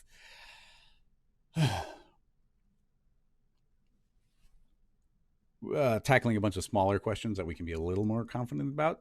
But I do like exploring it. But if you like this type of content, then on Patreon, I do this kind of thing every Thursday where we just go crazy on one. So I'm trying to think of what I'm going to spend a few minutes to see if we can get a flow going on a field force. I'm going to copy that same weird shape we've been working from here, and let's see if we can get a flow on the surface. So I don't know if we will be able to, but let's tinker. So if we create what's the best way to show this? It's going to be difficult. Oh, actually, it won't be difficult. Well, to show it. Forces, field force. And in order to show it, we're going to crank that up, and we're going to make it about 1,000 tall and 1,000 on X. And then on Z, we're going to go 0. So we've got a cross section right here. Probably too big. We can increase the resolution by cutting this to about half. I said about half. Okay, so now we've got this trapped in that shape. So if we were to feed this something, anything, let's say a random field, then now you can see we get all these nice little dots giving us a direction. So I'm going to turn off the vector length, and we should see them all be a little bit more static. So there's that. Now, instead of feeding it a field object, let's try dragging in our surface. Now, the surface by default is going to be viewing the points. I'm going to instead change it to surface. Now, surface takes a long time to calculate. The more complicated your model, the more that this is going to be killing your playback. It's just very important. But the nice thing is that we've got a normal here. This normal is perfectly facing away from the object. The problem is that there's no math to tell this to rotate 90 degrees. We can add 90 degrees, but that's an additive process where it takes this and changes the orientation in an additive way, but not in a rotational kind of way. So instead, we have not done this on stream, but I played with it a little bit. We will use a volume builder, and the volume builder can be set to a vector mode now. The vector mode, this is going to be weird. Let's turn off our field force. The volume builder, let's feed it the subdivision surface. And now you can see that this is doing something very similar. You can see that the entire surface has a series of normals coming off of it. But unlike what we were just doing, we can give this rotational directions. So I can put in a normalize, we can do an invert, but in this case, we might want to do a cross add, but let's try just doing a rotate. And by creating a rotate, currently it's on the X. I'm not sure which one we want this to be, but I'm going to say rotate 90 degrees. And you can see, okay, we've got an interesting flow around it, but it doesn't really have a direction. You can see it's very vertical in general, and it twists around and then travels down. So that's cool. But let's say we wanted to give it a particular orientation. I'm going to try clicking on Z, and now that these are definitely aimed upward and they're curving along and traveling there. These seem to be going forward, so that's kind of a problem. So that's a vector rotate, but you can see we actually were able to rotate those. Now, let me see if we can get this working. I don't know if we can, but I'm going to create a linear field. And what the linear field does, let me show you if it works. I'm going to make this big enough.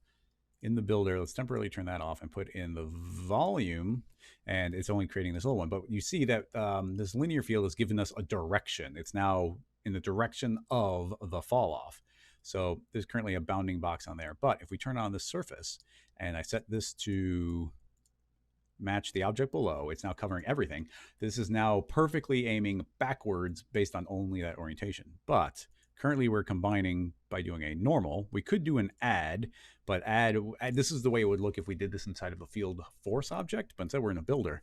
So now we're going to try a cross product. And the cross product is spiraling around perfectly. Look, we have a spiral, which is cool. But that's not actually what we want. So I wonder if we can spin. Well, if we change our linear field's orientation from, I don't have a great understanding of mode cross, but if we change our orientation from X to, let's try Y plus, and that is doing, well, it's kind of spiraling around, but in a horizontal mode. Now just check and say Z, and Z is interesting. That's traveling this way.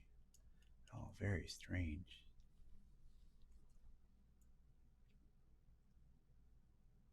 Very strange.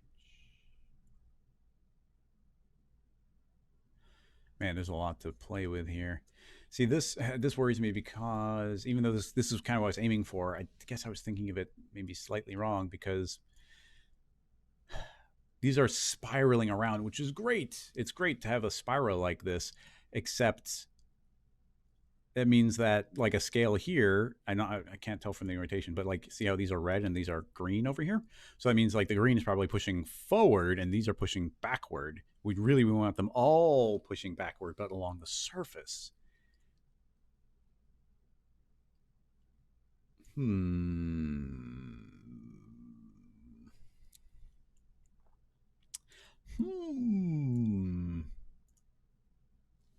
Cross, yeah, I mean, that's what I expect is that to be a cross. Normal is just a full-on direction. You can't blend these in that same way.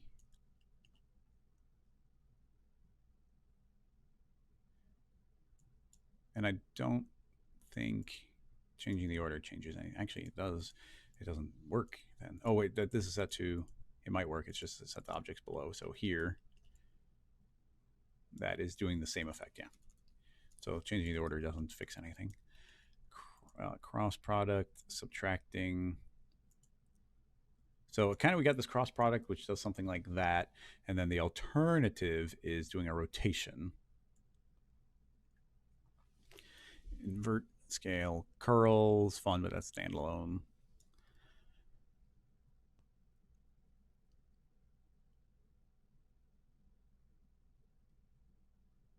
How do we get something? It's like we need the normal of the object, which we get, but we also need the direction backward. Oh, it's so specific.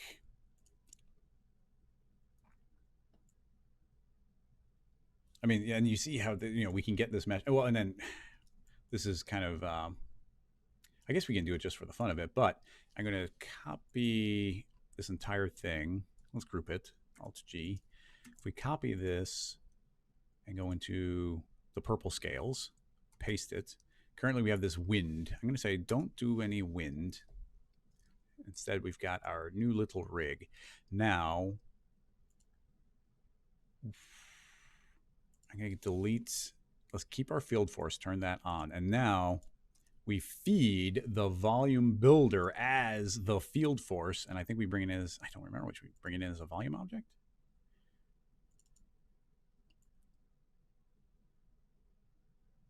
Yeah, seems to be.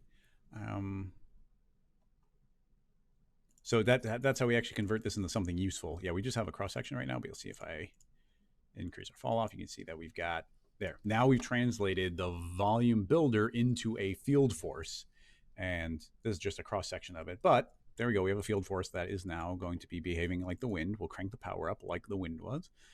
And then we can unhide this. Everything else is the same, except instead of the wind constantly blowing backward, we now have this, which wants to twist it in all these strange directions. So I fully expect some of them to look right, and then a bunch of them to go the wrong direction. So let's see at a glance. Yeah, so these are getting pushed forward, but they bump into each other quickly and they can't go anywhere. But over here, these were being pushed correctly. And actually, and you can see a little bit of the advantage. These seem to be bending in a little bit. Crank up the power a little bit more. Yeah, these are following the flow better. So those aren't just blowing out randomly. They're following the curvature better. So it's not universally working, but it is working a lot better over there. So you can see this entire flat side is doing a pretty excellent job. Like from the front all the way to the back, this is working quite nicely. But once it transitions back here, that's no longer the correct orientation anymore.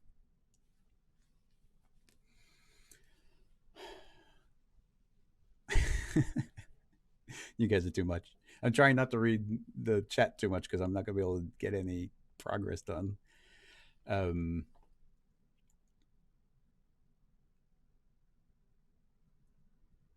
Scales. Scales. Madness.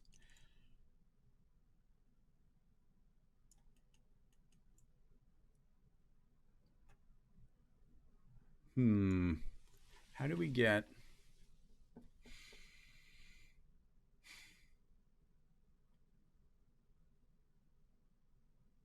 How do we get the surface to all aim the same way? I have so many weird ideas for ways of making that blow in the proper direction. I'm going to save this as another incremental. One of the weird ideas is to create hairs on this again, going back there, which is weird, but this is for a completely different purpose. So with that selected, simulation, add hairs. So boom, we get hairs. Cool. Now I only want this to be one segment long. The hairs are only one segment long. The hairs are based on the guide as guides. So that's literally every single one. These are currently copying onto the polygon, or it's copying onto the points, which is fine. Currently they're really long. We don't need them that long. Drop it down to 10. Cool. Now here's where I'm at. Under generate, we turn off hairs, and I will turn on a flat. They're going to be really skinny. So 22 by 22. There we go. So now what we've done is generated a series of polygons. See, these are all single polygons. You see, there's only a single little polygon on there. So that is a way of us. That is a way of pulling an orientation. But you can see right now that the hairs all have very random directions, and I'm honestly not sure of a way around that. So currently the alignment is free. Now we could say look Y, and it's local. Let's turn off local. Look X. Let's see. Okay, so this is looking X. So this is actually a pretty good version of the target that we were having so much trouble with. So you can see all of these are aiming forward to whatever degree that they can, forward being X. So you can see that these are actually giving us really nice orientation in general. But you know what? Actually, I don't know, because like that's pretty good. If the normals are all the orientation I hope they are, that's pretty good. It's almost exactly what I was hoping for, so I'm not sure why I'm complaining. Okay, so now to keep it simple, I'm going to make that editable and now it turns into a polygon object. I'm going to copy that, but I'm also going to undo so that stays alive. And let's save this. Control.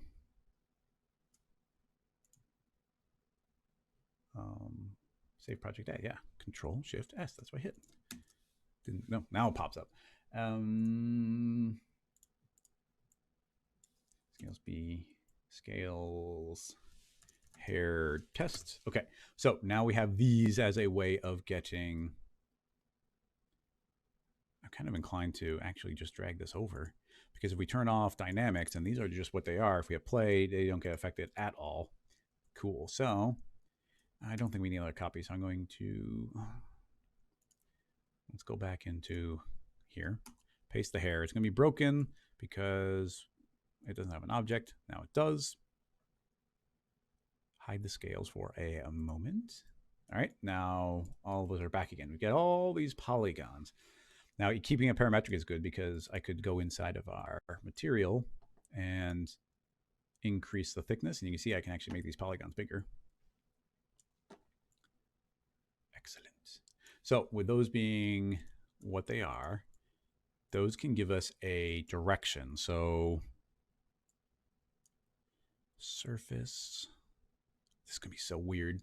So I'm going to delete that entire volume vector brig. I'm going to hide these splines because we need to see these a little bit better. And you can delete that spline. So many layers when we're doing this kind of exploring. All right. Now we need a field force. Yes, my brain is starting to get fried here. We need to go and make a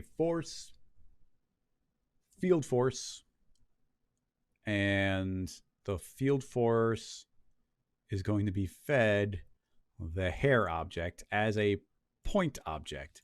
And this point object, no, it's being, oh wait,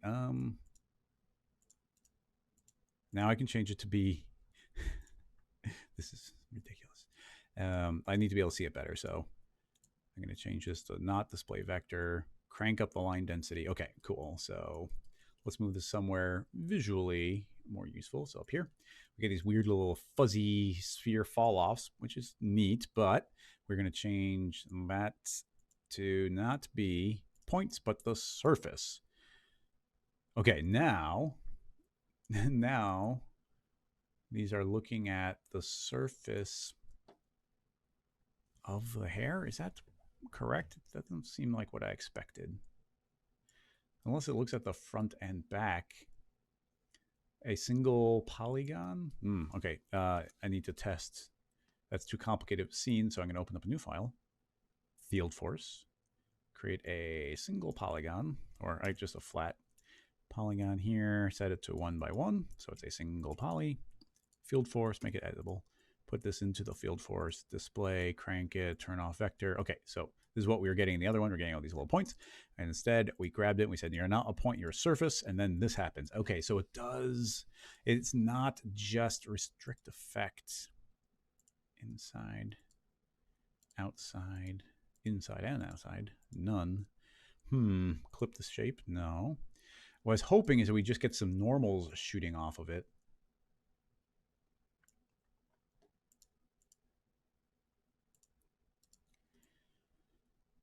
Oh, that's too bad. That's not useful at all.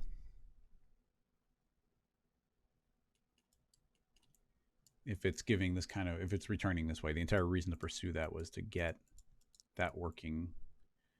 It doesn't.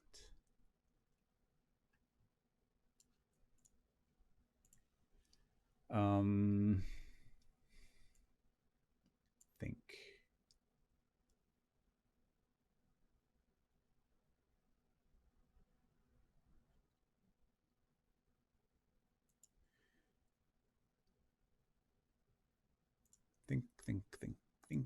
Think. Oh man, it's so cool that we got that this orientation, but is it not? Is it really not going to be useful to us at all? Because it follows the curve perfectly.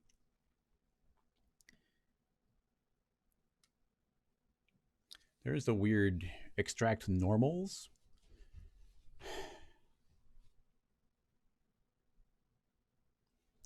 I don't think we need to affect the hairs. They're already in the orientation I want them to be. And I'm not trying to make scales out of the hairs. These are just supposed to provide some geometry for me. It's supposed to provide a direction for the dynamic scales we're using. So let me think. Oh, I was going to attempt to steal normal directions from this. This is weird. Oh man, how do you get a normal? There's a normal tag that you can only get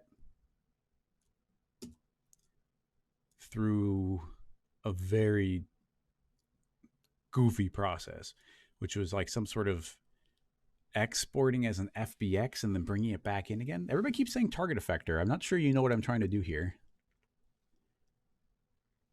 I don't think anybody knows what I'm aiming for here. I'm not. What I'm currently trying to do, I don't think the target effector comes into play at all.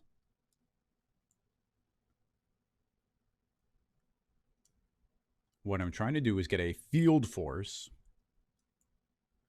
that blows everything in the proper direction.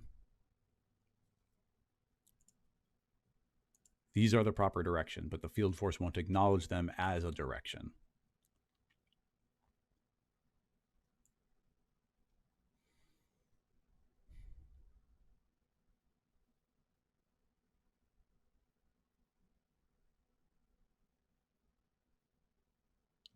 I mean, can the target pull, or what you're trying to say is that the target can pull direction from the normals of the geometry?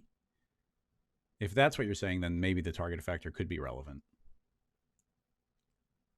But as soon as we get in the target effector, it's so specific. And we don't want to look at nodes. We want a field direction, but the field direction is just going to be fed, this stuff again. We can feed it the hair.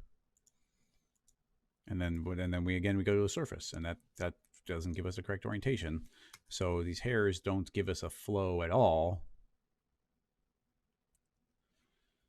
I wonder, this is goofy, but could we, oh man, we're getting weird now, but you know what? I don't care. Let's get weird. I'm going to make a, what's the lowest poly? I guess a helix will be fine. I'm going to make a helix spline, drop it down to 3 points. That's as small as it can be. 0 radius, 0 angle, 0 rotation, length of 10. I should have just made it a fish shape now that you're saying it. I just made it this random shape, but it's strangely fish-like. All right, so I've got a helix. It is there. So if I create a cloner and I clone onto an object, and the object is the hair object, and I clone onto the polygon center, then now, now I have a series of tiny splines aiming in the direction that I want them to. All right. So I actually want them to be going 180 degrees from where they currently are. That's easy enough. Spin them around 180. All right. Good job, tiny splines. Now I'm going to scale them bigger. There we go. Now we have a series of tiny splines, all aiming the direction I want them to. So now we've got a series of tiny splines going where I want them to. I'm going to create a connect object, and the connect object is going to turn them all into a single super spline. I'm going to copy that, undo, and then kill that hierarchy. So now I've got a super spline. This super spline is going to be fed in as the only variable in the field force object. And it's going to be, I want a cross section because that's way too much information. X, Y, Z. So we get this tiny cross section going, and it's too tiny, so I'm going to scale it and scale it. And now, ladies and gentlemen, you can see what I was trying to do, because you can see that the direction of these arrows is traveling along the surface in the direction of the surface. So that's what I've been trying to do. Now, there could have been, if there's an easier way, you see this cross section again where they're flowing along the surface. If you can think of a better, easier way to do that, I would love to hear it. But in any case, this is successfully traveling along that surface. That's what I've been trying to do this entire time. But what's great is that this is three-dimensional. So as I pull it through, you see it continues following the orientation because these splines are traveling all over the place. We get the little cowlick up in the front, and eventually they'll be pointing at the back, but everywhere else is following the proper orientation. So with that in mind, we can go and crank up the power of this to 150. We can turn on our cloner, get all the scales. That is blowing it in the wind. It's the simple dynamics, so that should all be fine, honestly. Save as another version. Hit play. Oh, we're getting a little crazy here. What's going on?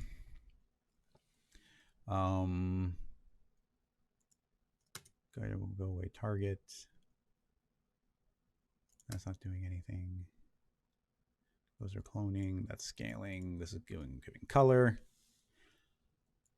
What do we got?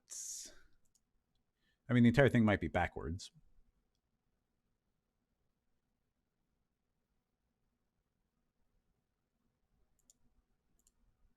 A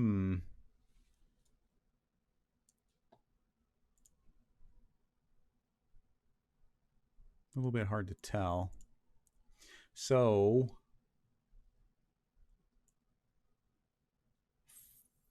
it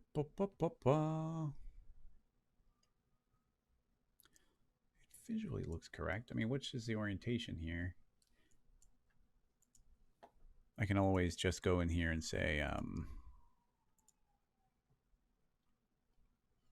direction, invert direction. So it's the exact opposite. Let's see what that does. Oh, there we go. I think it was backwards, and I was just freaking out because it was all backwards. Okay, let's assess the damage. So, all right, I think we have our best version yet.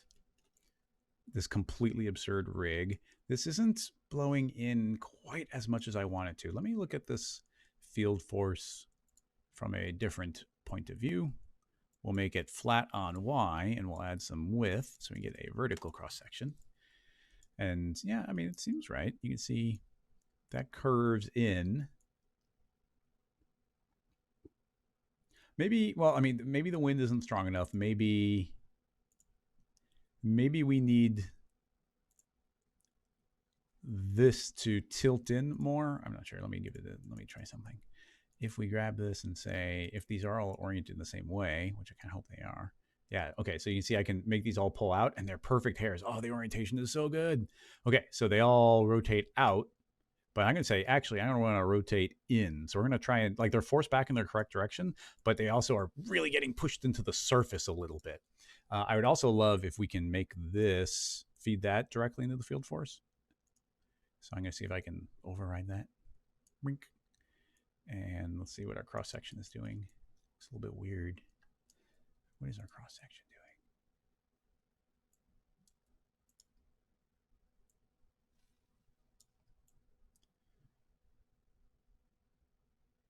doing? Well, I'm going to make it editable. Copy, undo, turn off, paste, and drag that in just to see if there's a difference there. Or is it just me rotating it in? Mink. No, it's just me rotating in. So I think that this version works. Replace. Is it not going to replace? Weird. Undo, undo. It worked before. All right, I'm just going to undo until.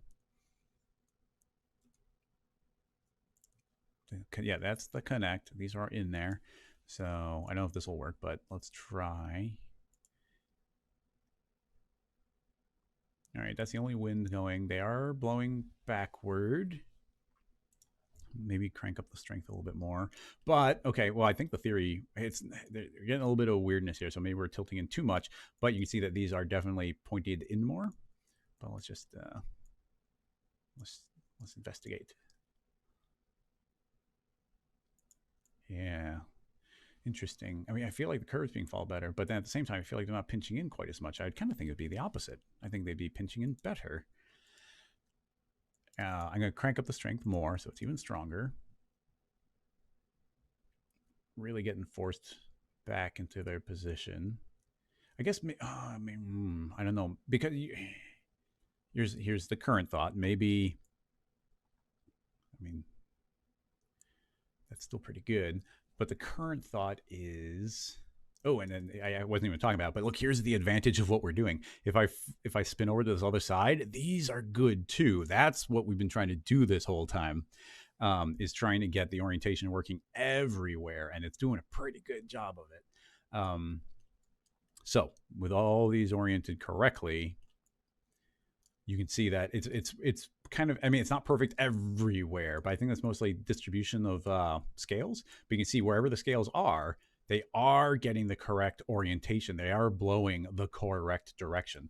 And I think a lot of this has to do with scale and the count of them. So there's definitely work to be done there. The method we did was quick and relatively easy. I guess it was easy and pretty quick. It wasn't super quick, but it was pretty quick. Okay, so these are all blowing in the proper direction. Cranking up the power actually went a long way, but the other thing I was going to do is grab this cloner and not rotate quite as much. So we rotated 45 degrees. I'm going to try doing 22 degrees. That should automatically refresh everything. And here's what's worrying me a little bit is this the cross section. I guess no. If I look on the top, well, it's a little weird.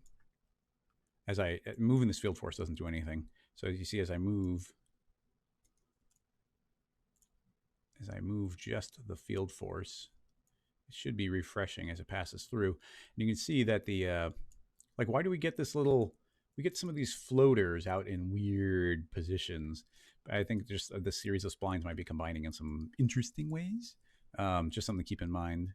But okay, now we oriented it not quite as much. There's still some rotation, but not all of it. Give it time to settle. These dynamics, first of all, are running incredibly fast. Very happy with that. So this is kind of splitting the difference, and these still bent in pretty well.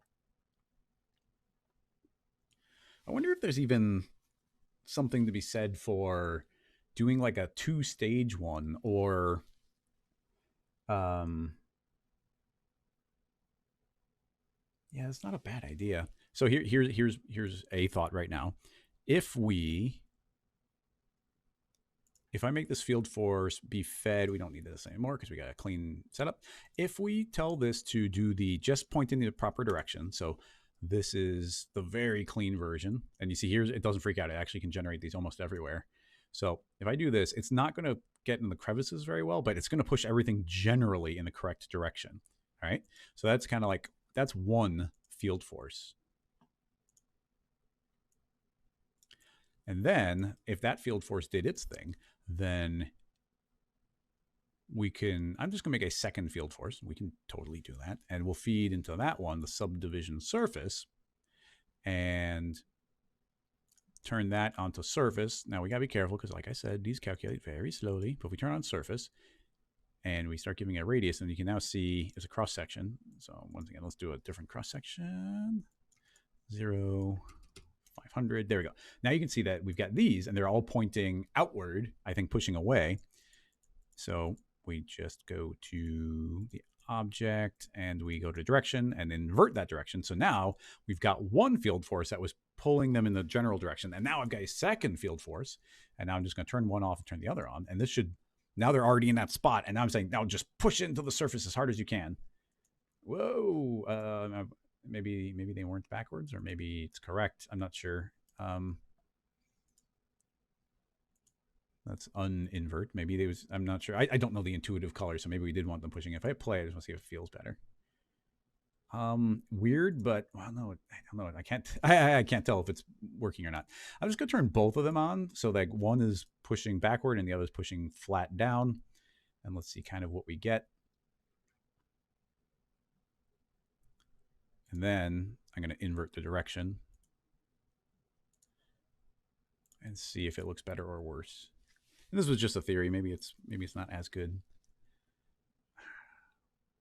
What's strange is I feel like this one looks like it's doing a great job here, and it's doing all right over there, but then it's a complete mess over here. Interesting. Well, I mean, there's a test. I'm not super happy with the way it went, so we're going to go back to rotating our angle of this. I'm going to say 30 degrees. Let's just let that do its thing. So it's a little more tilted back than before. It does take a second for some of these to catch up, which is interesting. But once they do, it's very nice. Yeah. Oh man, this is nice stuff. All right, let's see. What can we do to push this a little bit further? Because we're already over time. And I've got a meetup to go to tonight. But let's save this as another version.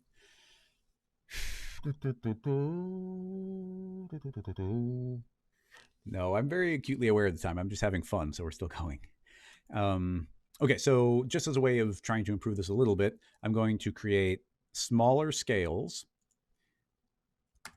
And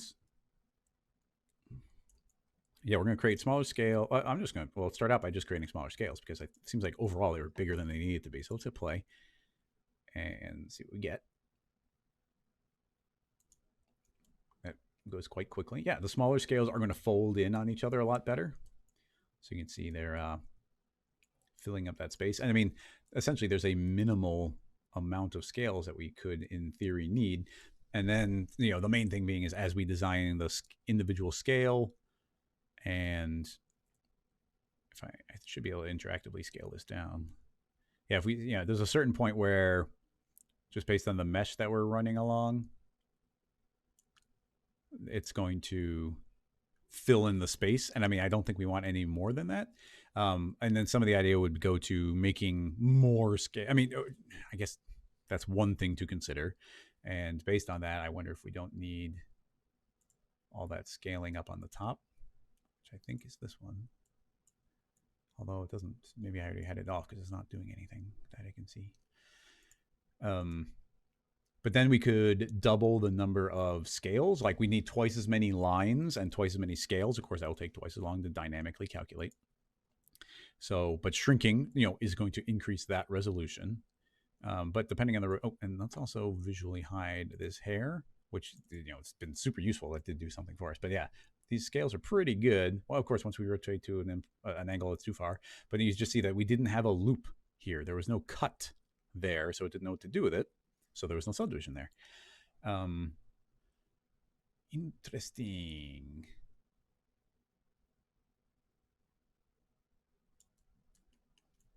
And then, you know, so there's that, and then we can scale up the scales. And then that's going to eat up more space, which means we need less of them, but they're more likely to start fighting each other. But if they overlap more, then we're less likely to see like the stuff underneath. Now, if I rotate back here, it's a lot harder to see what would be like the skin of the fish or whatever this is. But our orientation here is wonderful. The we might be able to generate exactly the number. The hairs were doing a really good job of getting an orientation, and I wonder if we can use that as a method of getting the orientation. So actually, yeah, that's an excellent question. We had the hair test set up here. So this is working really well. And you see the orientation on these, as far as I can tell, was perfect. So if we continue that method, we just need more of them. So if we take everything and subdivide, we will do a subdivision surface subdivide. So now there's more of them. Now here's a trick with hair. It's trying to create an exact number. And before it was manually fed in the number. So there's a count. Now we just made it be a lot more. So I'm just got a whole bunch more. And then as soon as I click, it's going to drop back down to whatever is the maximum number. And then it's properly working. So there we go. Now we've got 4 times as many hairs, but that's also just 4 times as many scales. So then if we treat these as the basis for places to clone the scale, that could be good. But right now, I guess, I mean, they don't have to be on the surface, and then we could just offset. So yeah, these should work fine. All right, well, let's find out. I'm gonna make that. We could bring this over parametrically, but I'm, once again, just gonna make it editable, copy, undo, and back into whichever version we're working in. It's getting a little messy here, but let's clean up a little. We don't need that. We don't need that. Oh, one of those we seem to have needed. Oh yeah, those are the, but we're going to kill that off anyway, so we don't need that. We don't need that. Plane effector, what is that doing? Oh, that's giving us some rotation. We'll build that from scratch. We don't need that. Random color, that's the old hair. Don't need that. This is the surface. That wasn't working. Delete that. And paste in the new hair. All right, so these are the new hairs. So we're going to clone new hairs. Here's how we're going to do it. I am going to clone onto an object. The object is going to be the new hair object. It's going to take a second to think about. I don't want to clone onto the vertex. That's 4 times as many as needed. I want polygon center. So we've got one of these on the center of every polygon. Excellent. There's currently some crazy rotations. We'll zero those out and figure out what our actual orientation we want. Right now it seems like we are backwards. That's fine. Easy enough. 180. Not 180. The scales are so subtle, it's a little hard to tell. It's also a little big, so I'm just going to scale them down.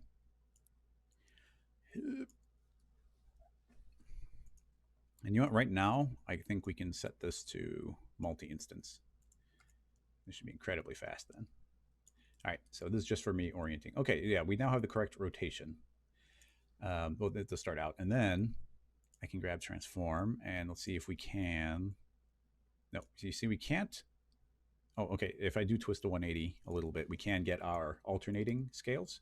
So that's working fine. And then these are hovering off the surface a little bit. But you know what?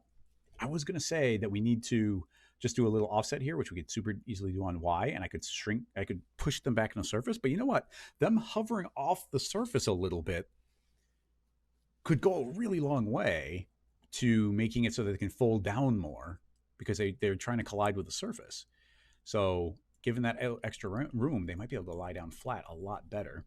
So we've got a lot of density in certain areas. Like, oh man, it gets so dense here. And that's just because there's more polygons there. We really want a very even density overall.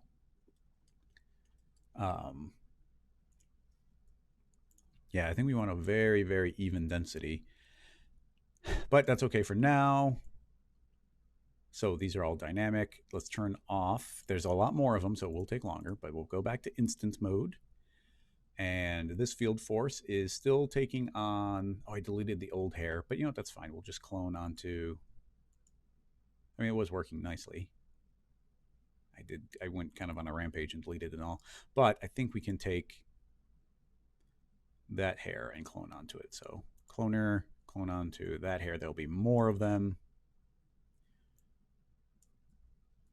But hopefully that's not insane. Save another increment. And frame forward. You'll see me, oh, okay, what's happening here? Connect. It is connecting to a secondary object. I'm just gonna say clear. I don't want it to connect to a secondary object. It's just gonna be whatever it is. But they were kind of exploding and flying away. Why would that happen? They do have a connector. Connector is connecting to them. They shouldn't fly away. 1 frame forward. Okay, they didn't fly away. I'm not sure what was up. But now, yeah, now they're doing their thing. The field force is still on the connect. That should still be giving the proper orientation. And you see what I was going to say is I hit like frame forward. And the reason I do that is to make sure that the dynamics will refresh properly before I hit play. And I mean, the refresh is going to be pretty slow right now, but it's not going to be terrible. So, I mean, it's not going to be real time, but it's not going to crash us. We're not going to freeze.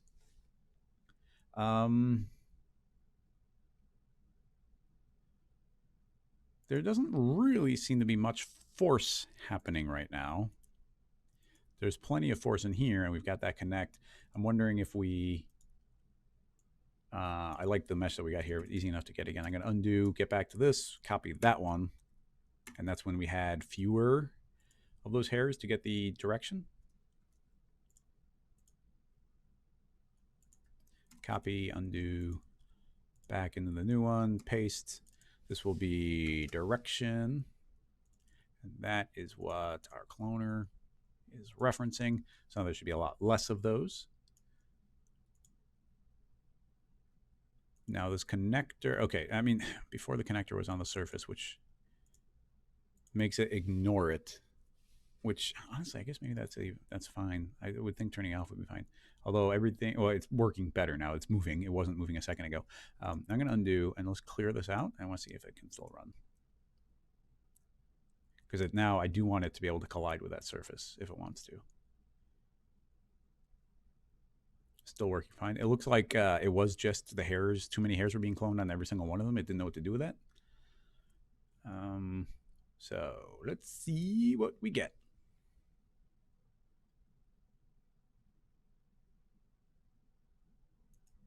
All right, it's settling in. Now, got a couple that didn't. Okay, let's see. Overall, really good. Now, here's the interesting thing is this technique is now showing that our mesh density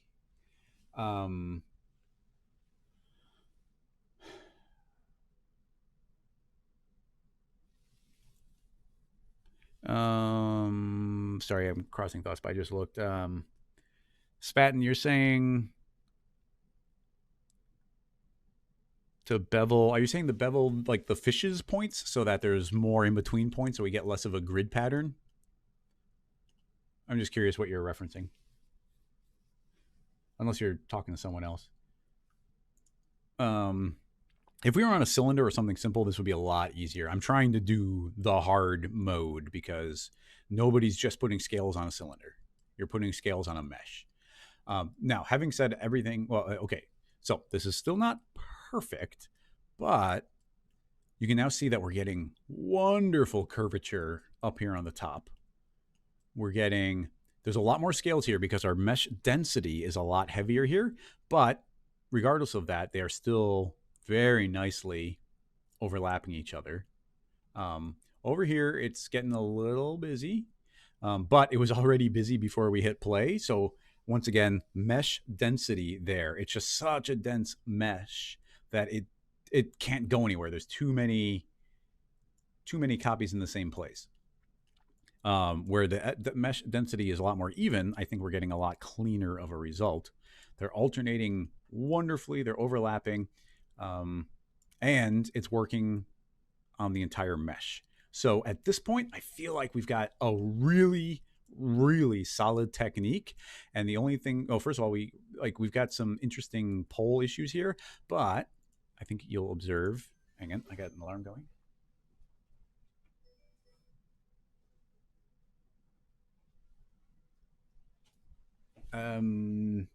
You will see that look at the orientation here. Like it's already seems like it's a little bit confused. You see how like the angles are kind of shifting and changing around. So I would attribute to some of like it gets a little confused based on these subdivisions. So there could just be like some mesh flow issues there where like I might even it could even get to the point where it's like this automatically happened. We get this automatic orientation, but potentially, and keep in mind that we've been making it editable. I don't think we have to make it editable. As long as it's not dynamic, which I think I already turned off. Yeah, it's already not dynamic. Keep in mind, I think in a really cool way, is potentially we could use our hair tools and brush What's the difference between brush and comb? I don't know. And then there's even a rotate. Yeah, I don't know. A lot of these I don't know. But, we're still free to grab these and be, okay, let's get the flow working a little bit better there. I want them oriented that way. And over here where it gets maybe a little bit confused, like get a little bit more orientation like that. So this might fix those issues where it's like, okay, it doesn't know what to do in this type of situation. And especially here, like what direction is that supposed to flow? We don't have any information for it. So maybe it was bad to center these on the points. Maybe you actually wanted these on the center of polygon, or polygon center, and say polygon center and then update guides, or is it editing regrow there? So okay, by doing that, now we're in the center of a polygon, and instead of having one right here in the center where it didn't know where to go, now there's 4 of them that instantly know which way to go. So that might instantly create a better layout for it. Now, and once again, next problem, density, mesh density. Here you can see that there's a lot of space in between, but just look at how many scales were being created here.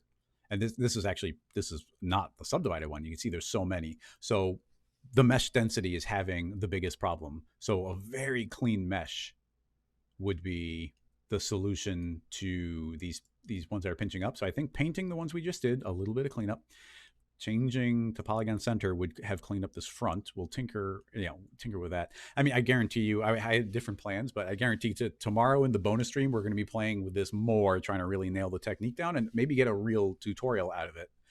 And tomorrow will just be more exploration of this technique. Although I feel like we have figured out a lot of the meat of it right here.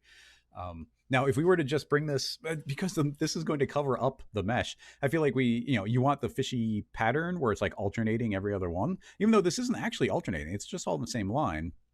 What was the bevel? Did you ever select all points in bevel with limit turned on?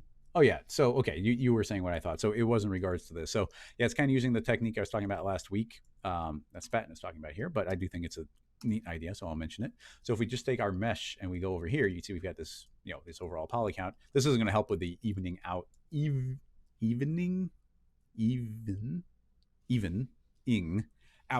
the mesh, because but what he's suggesting is the bevel trick I like talking about, which is if we had MS, we'd go to the bevel tool, and now we can click and start dragging, and because I'm on point mode, you can see it's beveling the points, and you see that those will split up. And if we turn on limit, as I drag it, then it'll do this, and we can get this really interesting pattern like this, which might then create the overlapping, a better overlapping geometry on everything. So now we've done that, we can select all and optimize. I think UO is a shortcut, and now it cleans up that mesh. And now we've got a completely inverted mesh flow, but it might create better alternating tiling for the mesh. So, I mean, why not? Let's see what this does. We're already well over. Let's keep going. So we'll paste this in as our mesh, and we'll tell the hair that should be referencing that instead. We'll crank up the number just in case it's a higher poly count, regrow, hide the old mesh. And yeah, I think that we do need more. Why is it not? This is how do I get around this? Reroute, regrow. It's not letting me pull this number up, but there's not enough of them yet. Regrow. I don't want to lose any information here, but what did we do to get the orientations and everything we did? Because this flow is still really good. We generated a flat look on X. Okay, yeah, look on X, simple enough. Okay, so I'm gonna turn off that hair and make it from scratch. So simulate object, add hair. It's really long. We'll set that back down to 10 and set it to polygon center. Regrow. Interesting. Okay, I know your suggestion was for, I wonder if inverting that made the difference though. Maybe, I don't know. Yeah, it's very strange. I'm clicking on polygon center and I'm trying to put a hair in the center of every single polygon, but you see that it's not. And it's still locking me to this count and I'm not sure why, to tell you the truth. U Shift O, pop open optimize. So here's the overall optimizing. Make a much bigger optimize. What is our current polygon count? There, it says there's 1,300 polygons, but these hairs are only acknowledging every other one. Let's do it again. So I've got this. I've got every polygon selected. Simulation. Add hair. Not on the polygon vertex, but inside the polygon center. Oh, interesting. Maybe I just did that bigger optimize. Now it is putting them on all of them. So I think I don't need that one anymore because I can go back to this one. And now that we've re-optimized, I think if I crank this number up, oh, unless it doesn't, update guides, regrow. Or did I put the wrong surface in there? I'm gonna feel really dumb if I just didn't drag the new object in. No, it doesn't seem to. Well, weird. Okay, well, I've optimized and it's not liking it, so we're learning about another weird little quirk. Once again, polygon center. I think there was a few extras, so I'm going to crank that up. Yep, now we've got the extra ones. Regrow just to be sure. Set the new length 100. Go to generate hairs. Generate as guides. Dynamics, no. Generate, don't render hairs. Create a flat polygon. Transfer that same material over because that should just automatically work. The subdivisions on the guides should be 1. The subdivisions on the hairs are as guides. Excellent. This old one we don't need. And now we change the generate alignment to look X, I believe.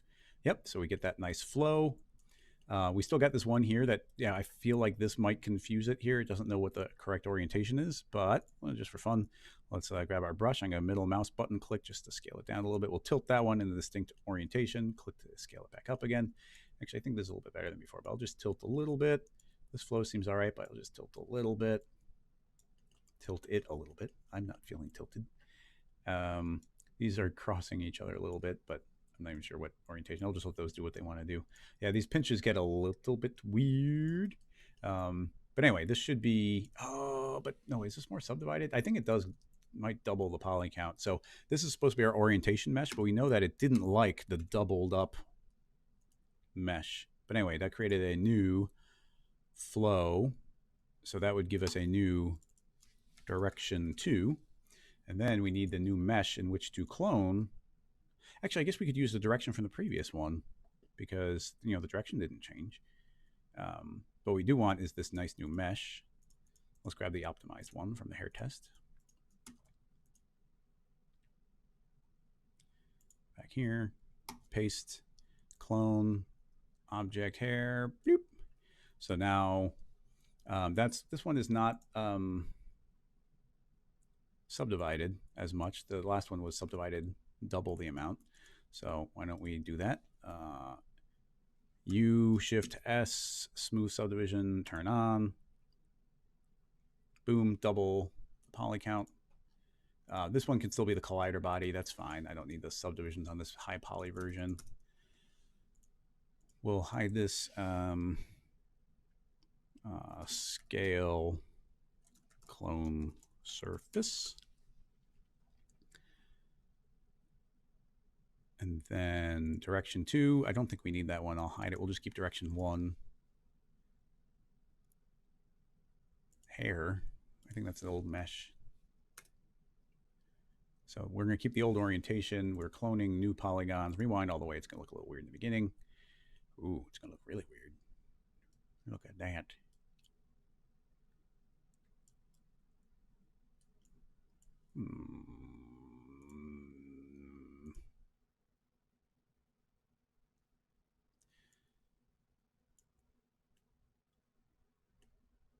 That's a strange pattern. Let's zero out the orientation and figure out. Yeah, it seems to have changed the angle that those all want to rotate. So let's try -90. What are we? We're cloning onto a polygon, but why does it seem to alternate every other one? That does us no good. You can't rotate 90 degrees when they're all 90 degrees from each other. I'm going to try changing it from polygon center to vertex. Oh, madness.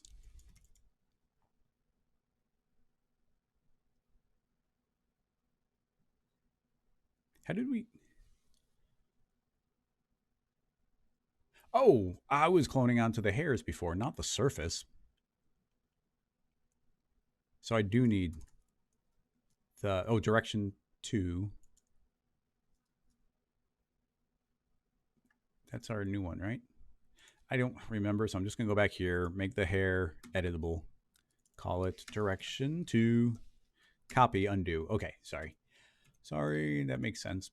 I was like, why do we lose the orientation? But we get the orientation via the direction. So delete direction, paste it, direction 2. That's what we're supposed to be cloning onto. Thank you very much.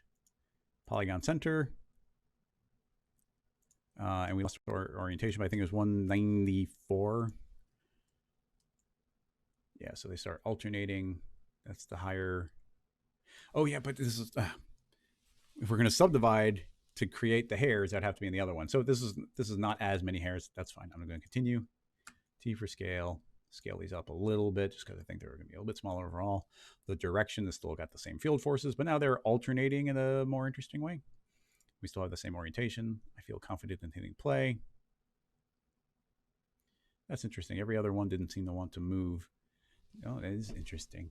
I wonder if our direction has like some sort of fall off thing that's happening. Yeah, definitely. Do you see how when I hit play, do you see how that every other one was moving and these are not? And that's probably got to do with the direction that we were cloning onto earlier. So maybe we will change this to look at direction 2 to create the splines. And so that was one centered on every single one. And we'll let that go. Oh, good. Now almost none of them move.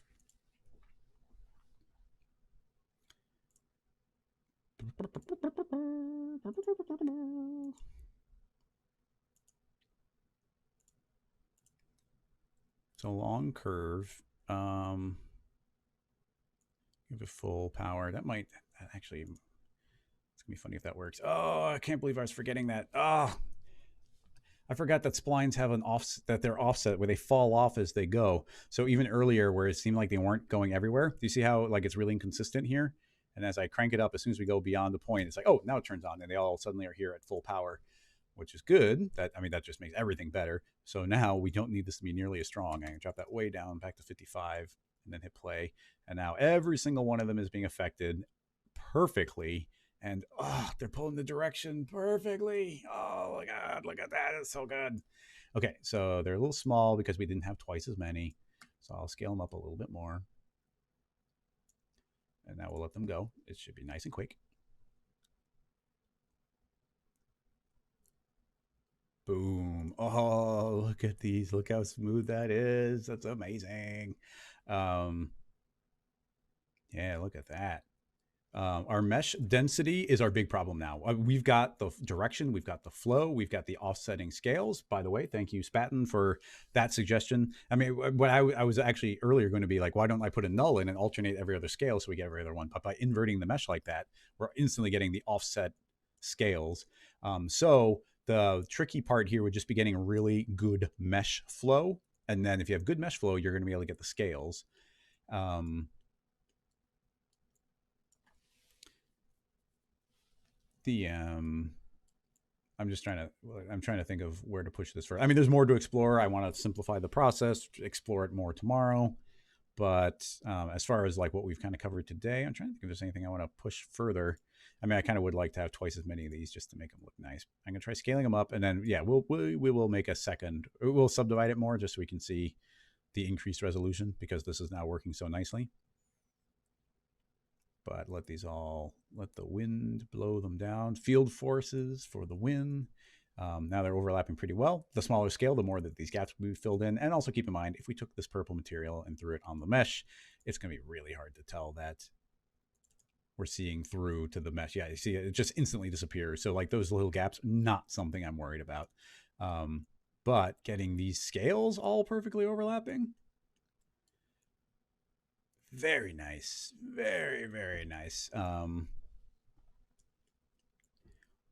Mesh density, just a little too heavy in certain spots, but I'm fine with that.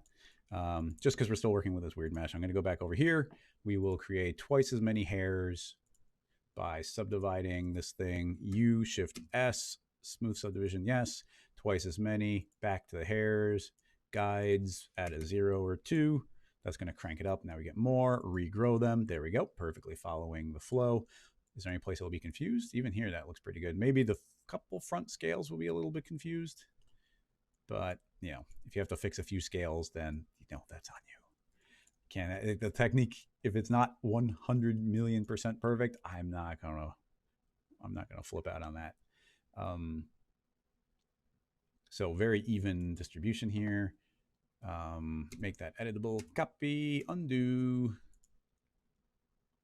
back into here, paste. This becomes the clone surface. Goodbye. Rewind. Oh, it's on direction 2. That's fine. Put this here. And now, boom, twice as many.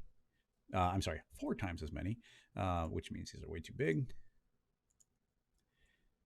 Visually hide that. We don't need direct. Are we using direction 1 anymore? No, we're on direction 2, so direction 1 is dead. Look at that. Look how they perfectly flow. It's so good. Okay. Okay, I want to see how big the scales are. So just to have more real time, I'm going to set that to multi-instance. Grab our scale. Way too big. Shrink. Okay, there we go. A little bigger. Okay, so we get that. I mean, they already look pretty good there. Like, I feel like because we're getting such nice orientation here, even if you didn't want to do the dynamic method, which is working incredibly well, I still feel like you could probably just, if I tilt that, yeah, look at that. Without even doing the dynamics, I can tilt it 90 degrees and we almost already get the pattern. But them dynamically intersect, you know, them stopping each other from dynamically intersecting. But essentially the hair is doing all the work. I mean, I gotta tell you, in some ways, this is already better. Like this is going so smoothly. This is without running dynamics at all. And it's just taking on the orientation, and we've taken the rotation, and now we get all of these overlapping, and they'll just pass through. So that just works awesome. In fact, I think that this would automatically deform with the mesh. Let's just find out. If I were to grab this and let's just save incremental and grab what tool? I don't do. What do I want? The magnet tool, mesh, move, magnet. If I just take that, pull. Oh, wait, it's not on that one. Well, if this was deforming, I'm going to deform that. If I were to pull.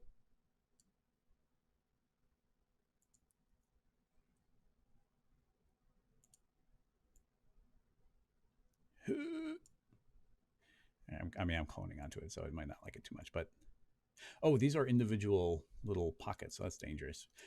Okay, well, I don't want to go down this rabbit hole, but it's really, really neat. You can see how we can get these beautiful scales even without the dynamics, but I like the dynamics part. So anyway, we're still multi-instancing, so I want to get the scale right, but kind of rotating them went a long way to getting them right. And if we just scale enough so that they're all overlapping very nicely, we might even be able to get them in their orientation a little bit better if we just do a little bit of this rotation, not all the way. Let's see how far. Oh, not too far. Go easy. Yeah, if we did something like that, a bunch are intersecting, so they could freak out, but they're already tilted a little bit more in their orientation, so maybe less variation in the way that they bend. And even that, I mean, right now we're using the ragdoll connection, but let's go ahead and set this to instance. Save. Again, we didn't change anything. And just hit play. It's going to be a few frames, but these are all bending.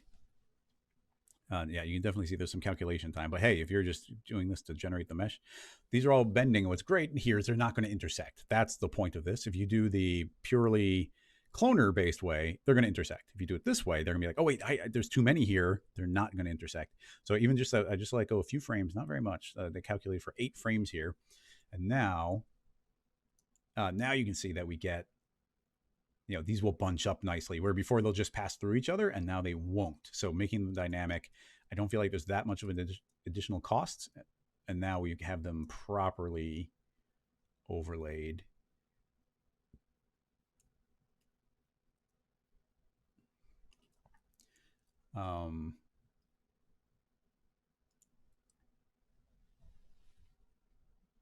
Holy cow. This is pretty cool. Okay, and now the last thing I was going to say, like, and I know I've said it a couple times, but currently the connector is set to ball and socket. But if we were to change that back to the hinge, it can only rotate in one orientation, but they're still dynamic. So now they're less likely to get out of alignment. So if we just let that run a few frames, they'll all bend backward in the orientation of the wind, and they won't twist. So I think the pattern will look a little bit more uniform.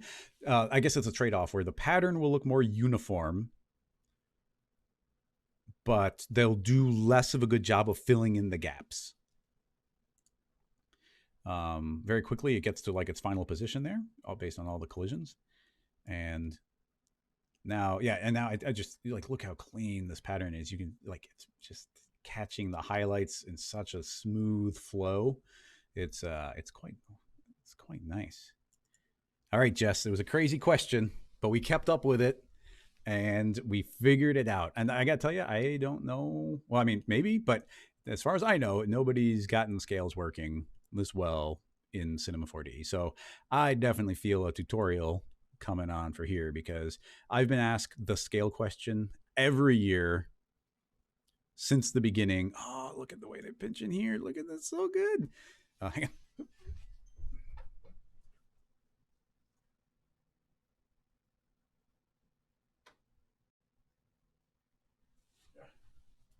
Keep getting phone calls.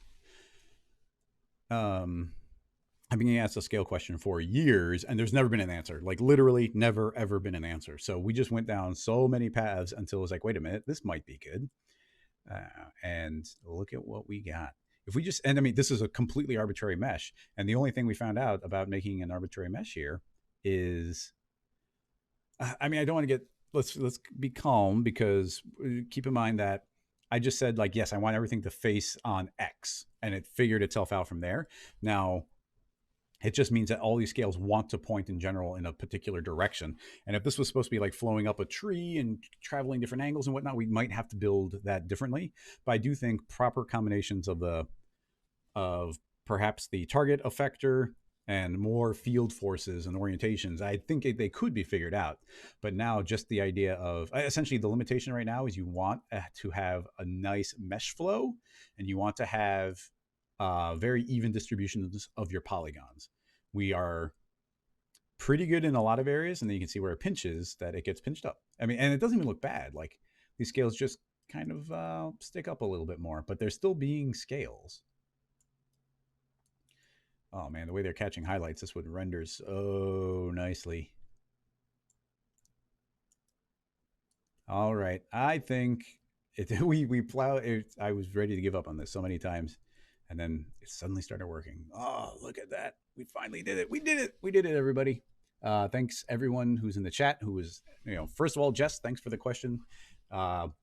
So we tackled it again. That's like what the theme of this year's been. We're getting very similar questions to what we've gotten in the past, and we're trying again with new ideas and some of the new tools in cinema, and it's been opening up new opportunities. And thanks for everybody who had additional suggestions on top of it, like Spatten, thanks for the reminding me of the bevel so we could actually make them alternate. The method I was going to do, I think would have been a little clunkier than that. So that's good in addition. I'm looking forward to tomorrow's live stream. So if you jump on to Patreon, the Rocket Lasso Patreon, if you're supporting on there, then you get access to the bonus stream, and we'll be playing with this more. And the idea is I play with that a bunch, and then I would record a tutorial. So of course, the final tutorials for everybody. The exploration is, a bonus thing. It's just a good excuse for me to sit down for 2 hours and focus on this type of project. In any case, that should wrap this up. We already went a full hour over, and I feel like tons of people are hanging out. So hopefully that was exciting enough for everybody to stick around. So that was cool. In any case, I'm trying to think if there's anything else. Anybody in Chicago, I'll see you at the meetup tonight. which I'm looking forward to. And otherwise, keep an ear out for the announcement for Half Res, which will be in September, as it always is, but the specifics will be coming out very soon. And yeah, keep an eye out for the cloth tutorial, and now hopefully a scale tutorial. So thank you so much, everybody. We'll be playing some more. Yeah, I'm just super pumped. That was cool. Thanks again for a fun show, an extra long one, and I'll see you all next week. Don't forget to jump on the Slack channel. Paul put the link in there, Rocket Lasso Slack. There are cool sketch challenges every week. I think the sketch challenge this week is for candy, and then there's different 3D challenges and chain projects, and it just layers up, and everything's really fun. Also, a big shout out to Great Wanderer Studios, who has been heavily supporting me on Patreon. I super duper appreciate it. So if you see this, thank you again. I'm going to run the credits, and I'll see you all next time. Bye bye. Thanks so much, everybody.